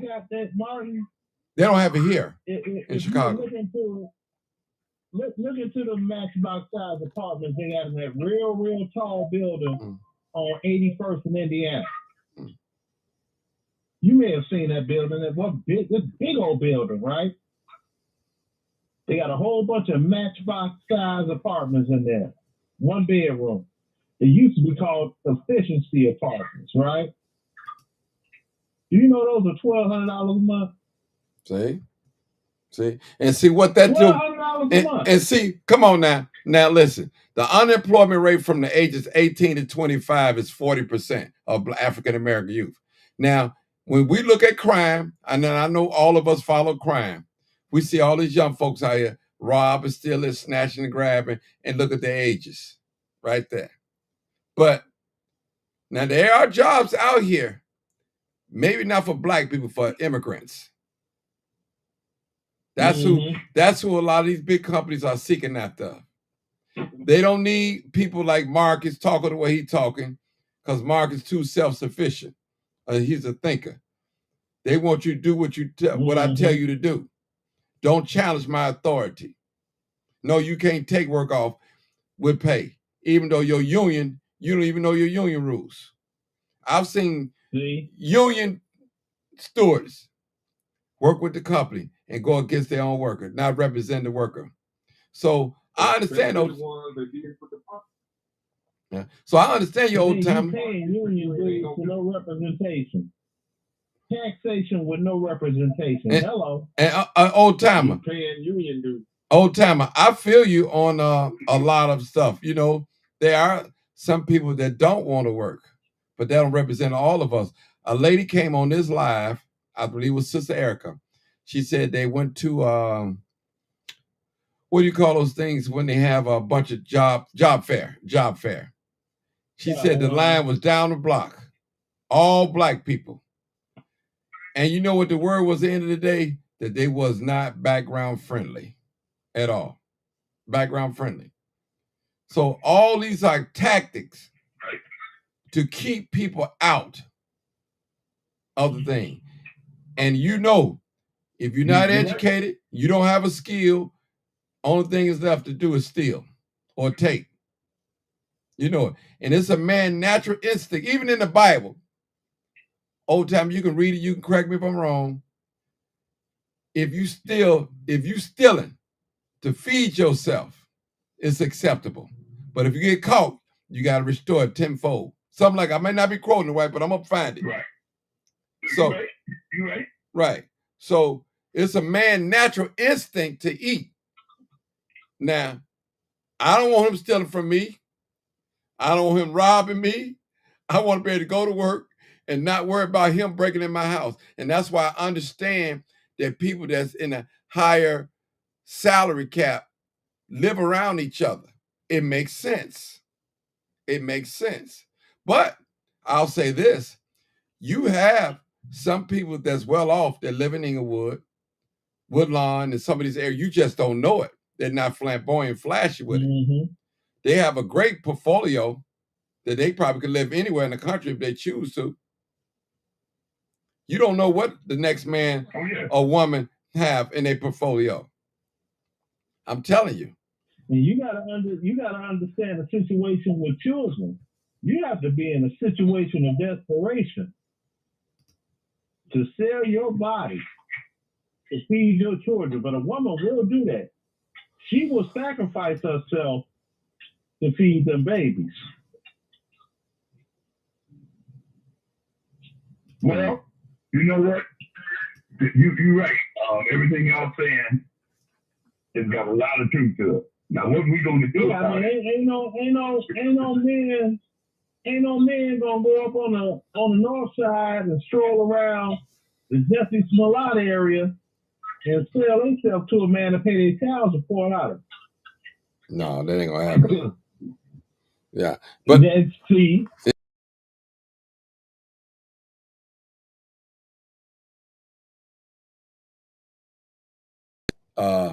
Oh, my little connection on what happened.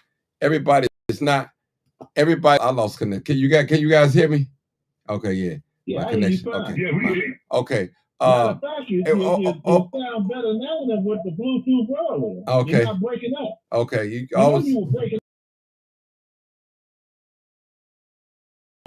up. Tell me again. I'm saying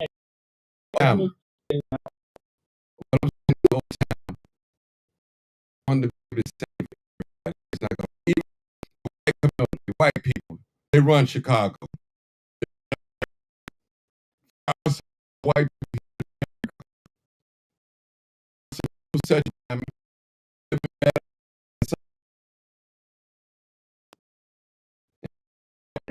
serious.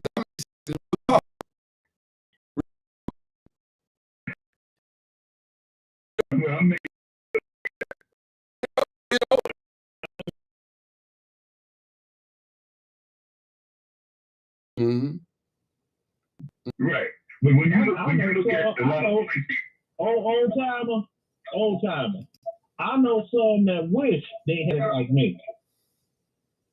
They trying to keep their head above water. They trying to keep their head above water to get that $800 a month lot fee for their trailer they living in out there in the rural areas of Georgia and Alabama and South Carolina. And I was just going to hit on that.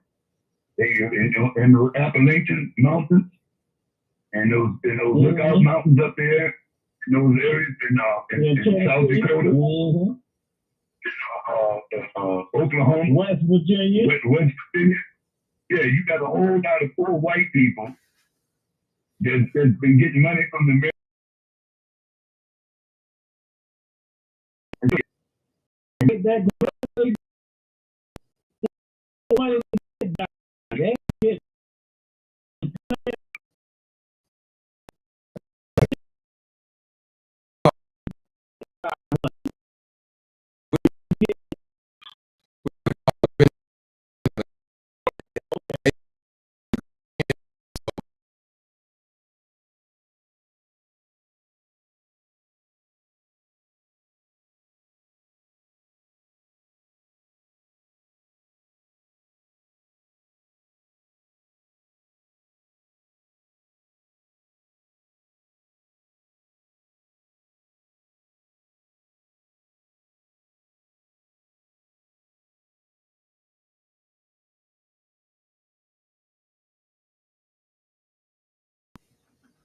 Period.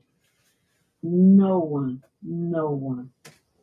So I don't understand minimum wage. I don't know why they get paid even in existence because it's not enough for them to survive.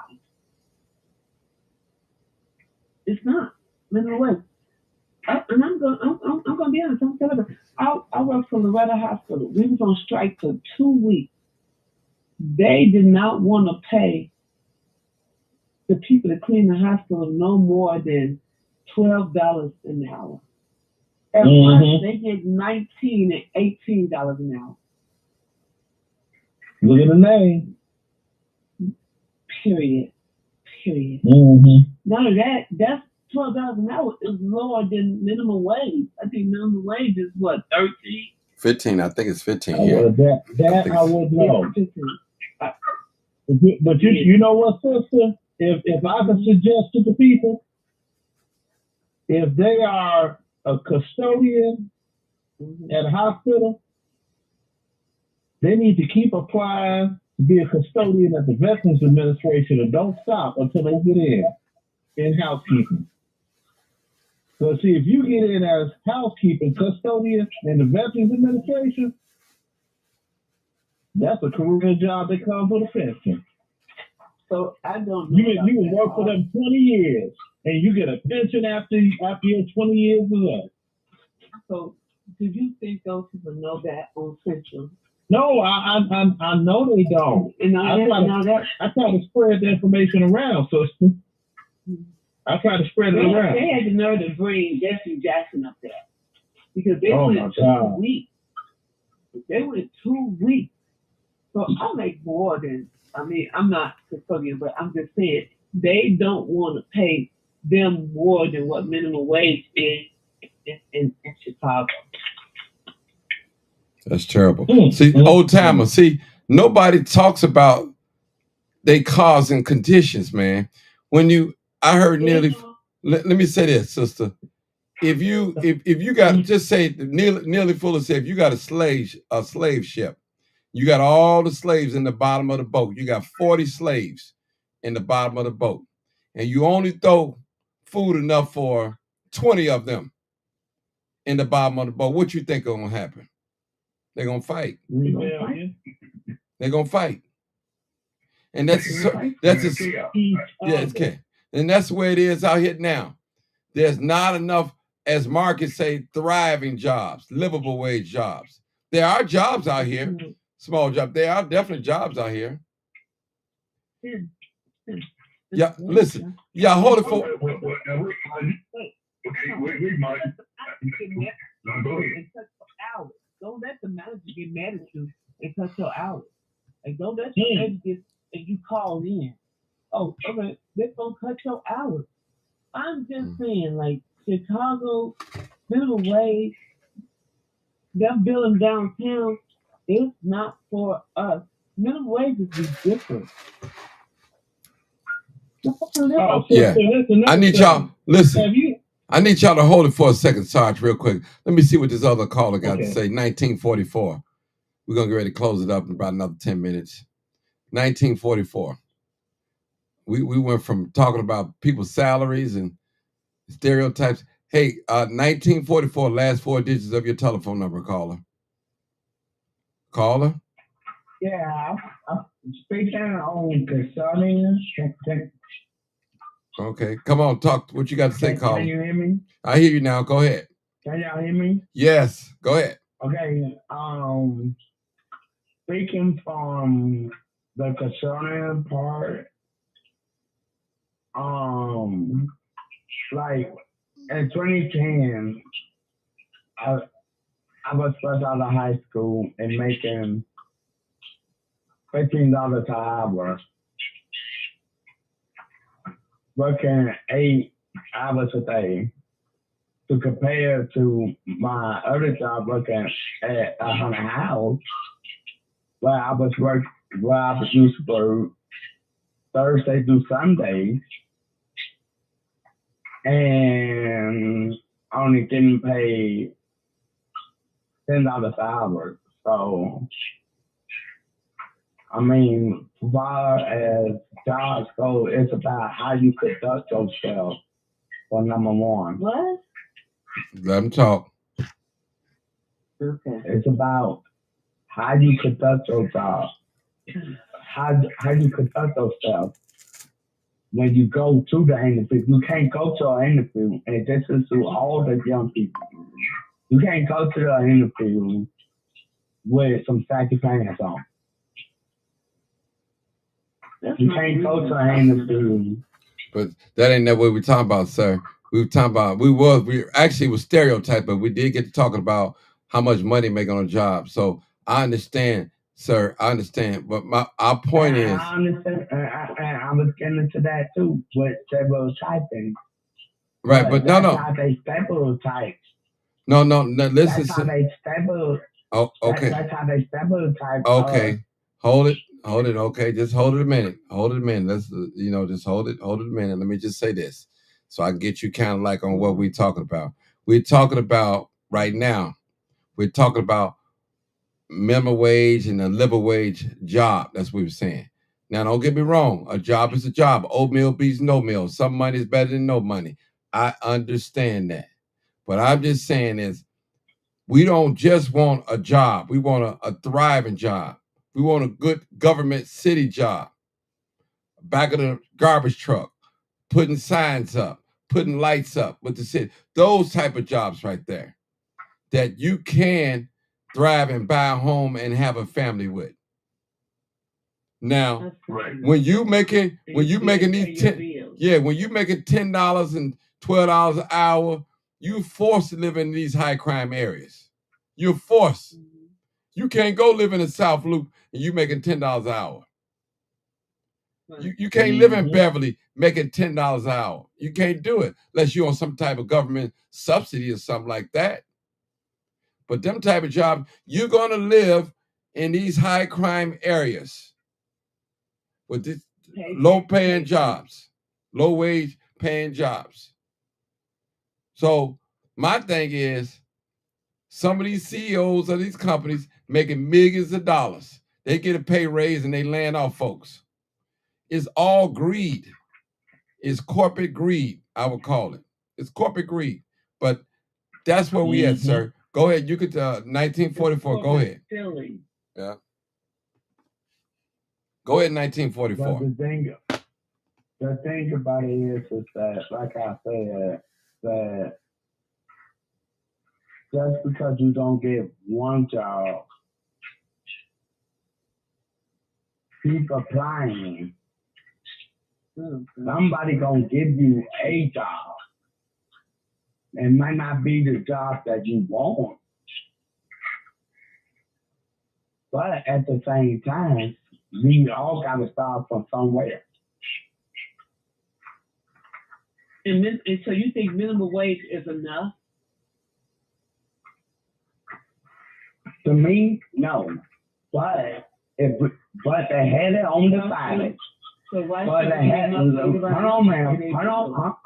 Hold on, ma'am. They had it on the side. But not, I know where I live at, not too many people went out to vote. You're not talking about that. But they had it on the ballot. So, ma'am, what I'm saying is this. They had it on the ballot. We don't take the time out to go to these city councils meetings. We don't take the time out to say, okay, let me get my butt out here to vote and say yes or no. The people that we put in. To do that, then you got to be at work because you're trying to make money to pay your bills. Huh? How you supposed to go to a city council meeting that starts at 2 p.m., but you don't get off work until 5 or 6? But I don't know anything about how Chicago won. But I know out here that we have meetings. Okay, where is out here, since you keep saying out here? Country Club Hills. Oh, my goodness. Are you for freaking real? Are you just serious? For real? I just left him out there. No, are you for real? The first house I bought was on Western Drive. No, the taxes for the house in Country Club Hills is ridiculously high. So you on Section 8? You just ask. No, I'm not. You are, because you can afford that. No, I'm not. That's stereotyping, man. No, that's Yeah, look. that's stereotyping by saying, okay. I just left them out there. Okay, but that's you, ma'am. But don't stereotype me and say I'm on some type of census. No, I'm not. Well, I'm not. I'm me, myself, not the woman. Me, I'm not going to go there and say anything about any Section 8 or this and that. But Country Club Hills is definitively, hope that word ain't too big. It is definitively not what it was when I bought a house there in 1990. It is not. It's not even close. But Country Club Hill is still in Chicago. It's still in No, it's not in Chicago. I know it's It's not. in Cook County. I know it is not, but it's So- still. Yeah. Okay. I used to, Okay. No, let me say this, Sergeant. I'll let you talk. Somebody Googled the Okay. medium income for Country Club Hills. Medium income. Somebody Google. Okay, yeah, I can do that right now for you. Yeah, do that for me. The medium income. And the taxes on the house that you buy. Extremely high in the The country taxes, club. period. That's Yeah. all I'm saying. Well, the standard property tax in Illinois is what? 2.09%. Hey, Club Hills is way ridiculous. No, it ain't way ridiculous. That's a standard state rate. Okay, like in Georgia, it's 0.92. I don't know Round what. up. But country club, they hitting you across the head with them taxes, man. Country club Oh, yeah, hills, Yes, they are. I'm telling you. they hitting you. I did it. I just did it. Mm-hmm. It's ridiculous. Okay, did you find that? That's what I'm saying. Okay, old timer. I'm trying to find my glasses. Okay, old timer, go ahead real quick. Oh, here they go. Why are you finding that? Well, see, what that sister is saying, she's telling the truth. And what that brother is saying, that brother was speaking sort of like what I was speaking. But what I'm saying is that you got to look at yourself and see where you fit in. So you got to start adjusting, make some adjustments where you might have a job that you start at 4 o'clock in the morning and get off at 11:30, and your next job is going where you're going to go to work at 3 in the afternoon at the hospital and work till about 10. You're going to have to do that. If you don't do that, then you're going to be falling behind, and paycheck to paycheck is not going to even be close. So right now, the way the country is set up, now Martin, now you started off talking about stereotypes. Right. So now the stereotyping is that you ain't gonna be able to take care of your children. Mm-hmm. Now when you go to that hospital, you got to keep on snipping around. Then you got to make it from the housekeeping area to the boiler room area. And you're gonna have to know how to navigate around that hospital. You might be in security, but you're gonna need 2 jobs unless you got the education to be able to get one of them downtown jobs. To pay the taxes. But still in all, Club Hill. yeah, well, somebody looking it up. Well, somebody said the medium. Because I know out there. They said the medium income out in Country Club Hills is $36,936. That's the medium income out there. Well, so that's Country Club Hills. That's the income, but that's not the taxes. No, that's not the taxes. That's not the taxes. No, that's not the tax. It was just saying, You yeah, got an income. right. You got an income, but for the overlay for the other place, it's the taxes that you have to pay on that. How? Yeah, the property taxes are real high, and yeah, Dalton too. Even though you might not believe Dalton. $36,000 that's below the poverty line. Yeah. Almost. Yeah. So that's why I asked the question, because to the last call was like, the taxes is ridiculous. You cannot afford it. It's gonna take you, your husband, and your sister and your brother to pay the taxes if you buying the house out there. Okay, the median income in Country Club Hill, this is gross, $70,306. Okay. Somebody put it on here. Sorry about the delay. I had to go and relieve myself. Okay. That's okay. I don't know where this person get at 36,000. Yeah, that sounds too low. Yeah. I knew it was. I lived out there for 6 years, renting a house. I lived at Country Club Hills, and I worked at St. Francis in Evanston Hospital. I did that for 6 years. My mortgage was my rent was $6. I was renting. My rent was $1,600. Well, that's where you went wrong, renting out there. Absolutely. So when I got ready to buy, the taxes was ridiculous.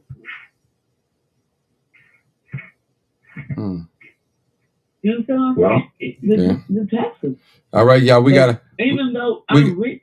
Okay. We gotta reel it in because I've been on here 2 hours. We gotta reel it in. Now, y'all want to say something? Get your last words in and out, and I'm cool with that. And I'm out of here. I gotta work in the morning. Yeah, well, Mike, I think you got a good show. Thank you, brother. Now, maybe you can target the 18 to 27-year-old people, see how you can get them on the line to see what they're thinking is. Yeah, that's true. The message to our young people is this. Okay, you're not going to get married. That's your choice. But if you got children, you got to take care of them. That includes health insurance. That includes going to the school. That includes having a decent car to get your children around.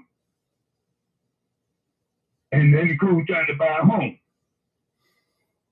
Okay, from the age 25 to 55, that ain't for 30 years. If you don't make no real good strides at that point in time, you're going to be working until you're 70 and you still ain't going to be on your own. So you need to get those people, you need to get those young people on the line. Not making excuses for them. Mm-hmm. You're right. And find out what they think of it. Because, anybody can talk. That's right. But I just say this here. At some point in time, you can run with your partner. Because when you're in high school, you might be in the game. But when you become 20 to 22, he ain't coming out there, he bad. It's time to lay the game aside. It's time to lay game talk around. You leave up uneducated people that don't have nothing else to do. See, but when you're still 22 and 25 years old and still participating in gang activity, you done missed the boat somewhere, bro. And that ain't gonna help you. So you want to leave that alone. So now that you got this ball rolling, you can get them in there and find out what they need, and then you can have somebody on the line to help. That makes sense. God bless you. Thank you. Thank you, old timer. Go ahead, Sarge, and I'm gonna go to Marcus. Go ahead. Okay, well, I just did a Google search on, the prior home that I had in Country Club Hills. It rents for $2,070 a month. Okay, it's 1,054 square feet, 1.5 baths, all that stuff I could tell you. Down here in Georgia, the house I'm paying a mortgage on is twice the size of that house, and I'm paying $100 cheaper on a mortgage than they will pay for rent out there. So do you think minimum wage is going to be, people that's working for minimum wage is going to be able to afford that? No, people that are working for minimum, okay, this is the thing. People working for minimum wage, that's not enough. And for the taxes that you pay, If someone lives in Chicago and you're buying gasoline, you are paying state tax, county tax, city tax at the pump. You're triple taxed. You For barely, gas alone. you barely making it. That's Barely that's all making he's saying, Mark. And minimum wage is not enough to live nowhere in Chicago. That's not enough to live anywhere, like, period, unless you still living with your parents. Mm-hmm. Or you got a I mean, roommate. minimum wage is enough for you to doggone live in a college dormitory. And that's if your doggone room and board is covered. Yeah.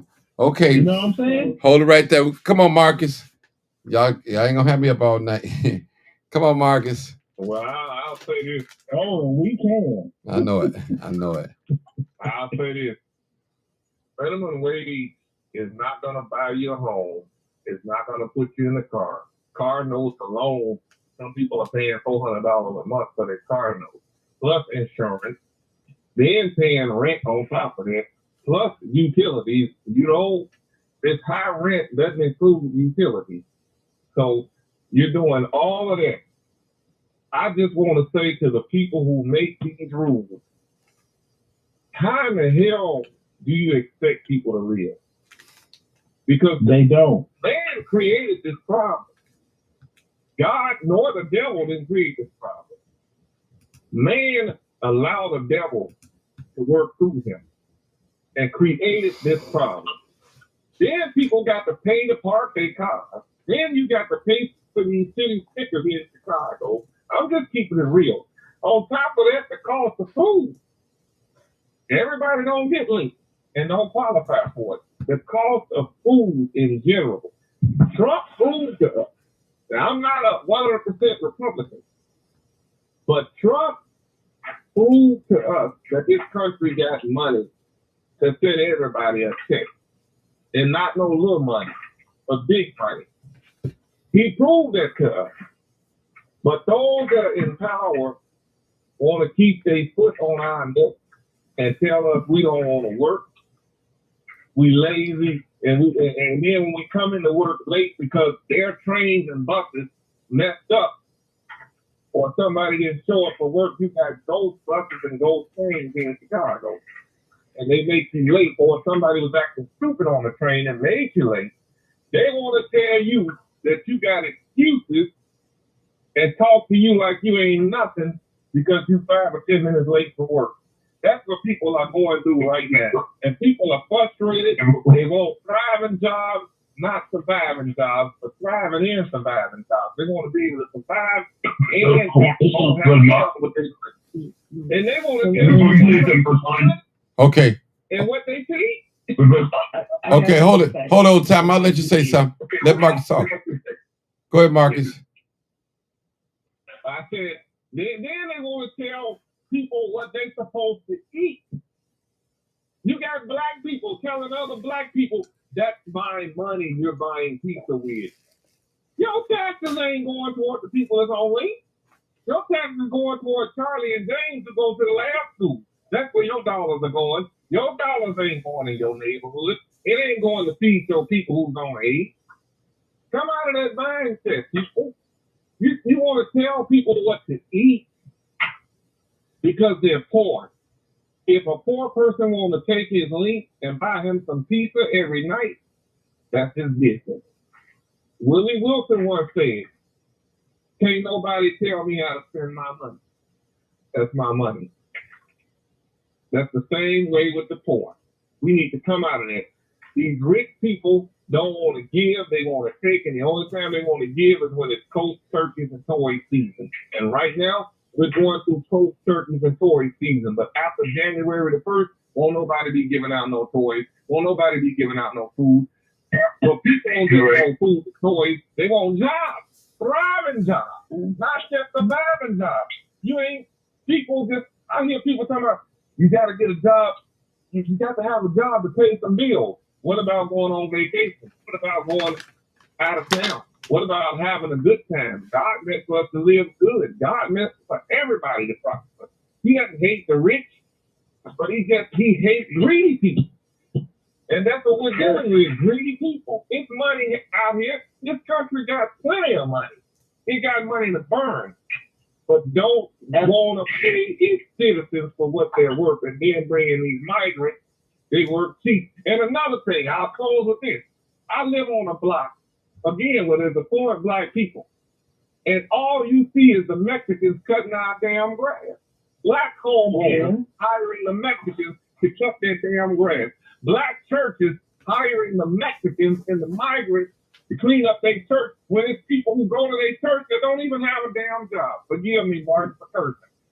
They don't even have a job, and they won't even hire them because we've adopted this stereotype that black people ain't gonna do it as good as the Mexicans will. Black people don't want to work. They gotta take too many cigarettes. They don't. I'm being honest. They do want to work. I'm being honest about the grass cut. I have to call them and tell them to you just dealing with the wrong one. You might be absolutely right. Well, let me say, hold on, sister. Let me say this. For those of you out there get these alcoholics, these crackheads cutting your grass, and you pay them, and he don't show up the next couple of weeks or whatever, don't say you supporting black people. You taking advantage of black people. Hello. Get a reputable company that's going to cut your grass that you can Google call that's been around, and I guarantee you, then you'll be okay. So don't come. That's why I tell people, these landlords, you run and get these little handymans, and they patch up some and mess up some, and you don't pay them half of the money. Now you don't see them for 2 weeks. And the first thing you could on this live, you scream, black people lazy, they don't want to do right. Well, did you get a contractor? Did you get a reputable contractor to do the work? Or you just found a handyman? Somebody you thought you were going to save some money and get something for nothing. Now you wind up paying more. No, yes, you can. When I'm done talking, I'll let you talk. But I'm just saying, this is things that I hear. Now, if these people, Old Timer, Sarge, Marcus, if they were so good workers, why did they stay in their own country to build up? Black people ain't never left this country. We fought, bled and died, racism, redlining, all types of stuff. We never left this country to go to another country. Right. We stay here, Old Timer. Even right now, we still here. So don't tell me a foreigner come here, they hard workers. You're not no hard worker, because if you was a hard worker, you would have stayed where you was at and built up your house. That's a hard worker to me. Because you can cut some grass and landscape and do all that. That's nothing. That's nothing. Yes, sir, boss. Yes, sir. Me no talk back. Me no talk back. Don't care about all that. I'm talking real talk tonight. For all you black people out there, you want to get you a handyman, get you somebody that's going to do the job. Stay out the alley. Go to the dealer. I just got hired in Northwestern. When I tell you, they don't give no fuck about their employees. Their employee parking is 5 blocks away. So what you trying to say? You ain't on the subject, so you just So I'm on the subject what the old timer just said. When you go to a job and they want you to show up and be on time. How can you can show up and be on time, but you got your employees parking 5 blocks away. That's employee parking. Then when they get from the employee parking, they got to walk 3 blocks through Northwestern to get where their site is. Okay. You gotta do what you gotta do. They gotta get a shuttle bus. Okay. Come on, Old Timer. Tell me a job that they give a damn about the employees. Yeah. That's true. Old Timer. Well, I mean, they going to do that. And what those people have done, when they go into the war room, they make the rules and regulations. And when they come out, they don't ask the employees, what should you do? What should we do about the parking? They're going to say, this is what it is, and you got to take it or leave. That's it. Now, I'm going to ask Brother Mark. What do you do about CTA when the train makes you late because it's sitting at 95th because they lollygagging? You ain't got no control over it. You go into work Right.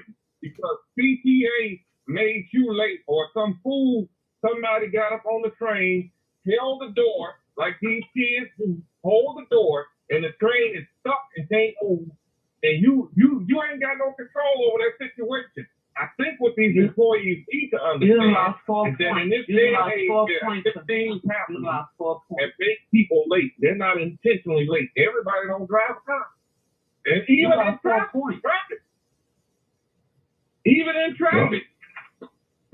happens. Anything, you can get pulled over by the police, and they taking their time running your information, writing a ticket. You done lost your job. Your whole livelihood went down because the cop pulled you over to check your license plate. But you go to work and you tell them I got pulled over. That's an excuse.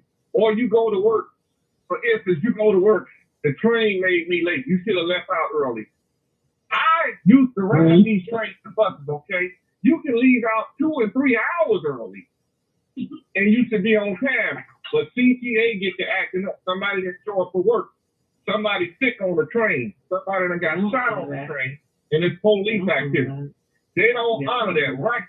It should be a state law mandated that they honor that, because you can't control that. They need to sit in that boardroom and meet with CTA and eliminate these ghost trains.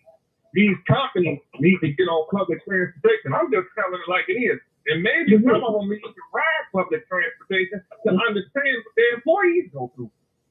It was even that's what your mayor is in there. Hold on. Now Watson takes. Listen, we got to end this, people. We got listen. Come on, old timer. Okay. Come on, old timer. What I just wanted to say was that the jobs report today say they added 199,000 jobs to the economy in the last quarter. Now they say they're trying to bring inflation down. So they added 199,000 jobs. Now, somewhere you got to find a new job somewhere up in there. Yeah, jobs. That's what that was this point. Let's continue. But Brother Mark, we got to get 2 jobs. You got to get 2, man, because, I mean, if your rent is $1,600, I mean, you only get a couple paychecks a month unless you get paid every week. But 2 of those paychecks, you can't spend. So, you trapped. I mean, the system said it, paycheck to paycheck. So I'm saying that you got to look at yourself and say, I got to get me another job. I mean, it's going to be tough, man, and it's going to get worse. So, but y'all say that we want to go to work. And I agree with Martin saying about the immigrants coming. They're getting off the bus. They're not frail. They're not broke down. They got full strength already, so they have to be living pretty good where they came from. But they're here now. Mm-hmm. And so we got to compete with them. So we definitely got to go back and we got to fight for those jobs, man, and get up, hey, that's my job, man. You gotta take it. We got to, man, because that's what the whole thing is. That's what the whole thing is. Hey, Mark, what a city sticker for a vehicle costs? It depends on the weight. If you anything is SUV is more higher, a pickup truck is higher, a box truck is higher, a big commercial 10,000-pound truck is higher, and a window sticker. And you could buy like 4 months, 6 months, 2 years. Like a vehicle. A vehicle, it depends. You can buy 4 months, $100-some. Sedan, yeah.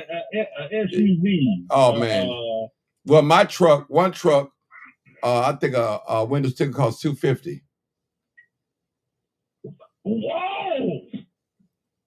So, but hey, I gotta get out of here, man. It ain't so $250 a year. Oh, yeah. Mark. I gotta get out of here. That just hurt my soul. I know. I gotta go, buddies. You already know what it is. Live, uncut, unedited. Tell the truth and and shame the devil. Good night, people. Good night. Thank you.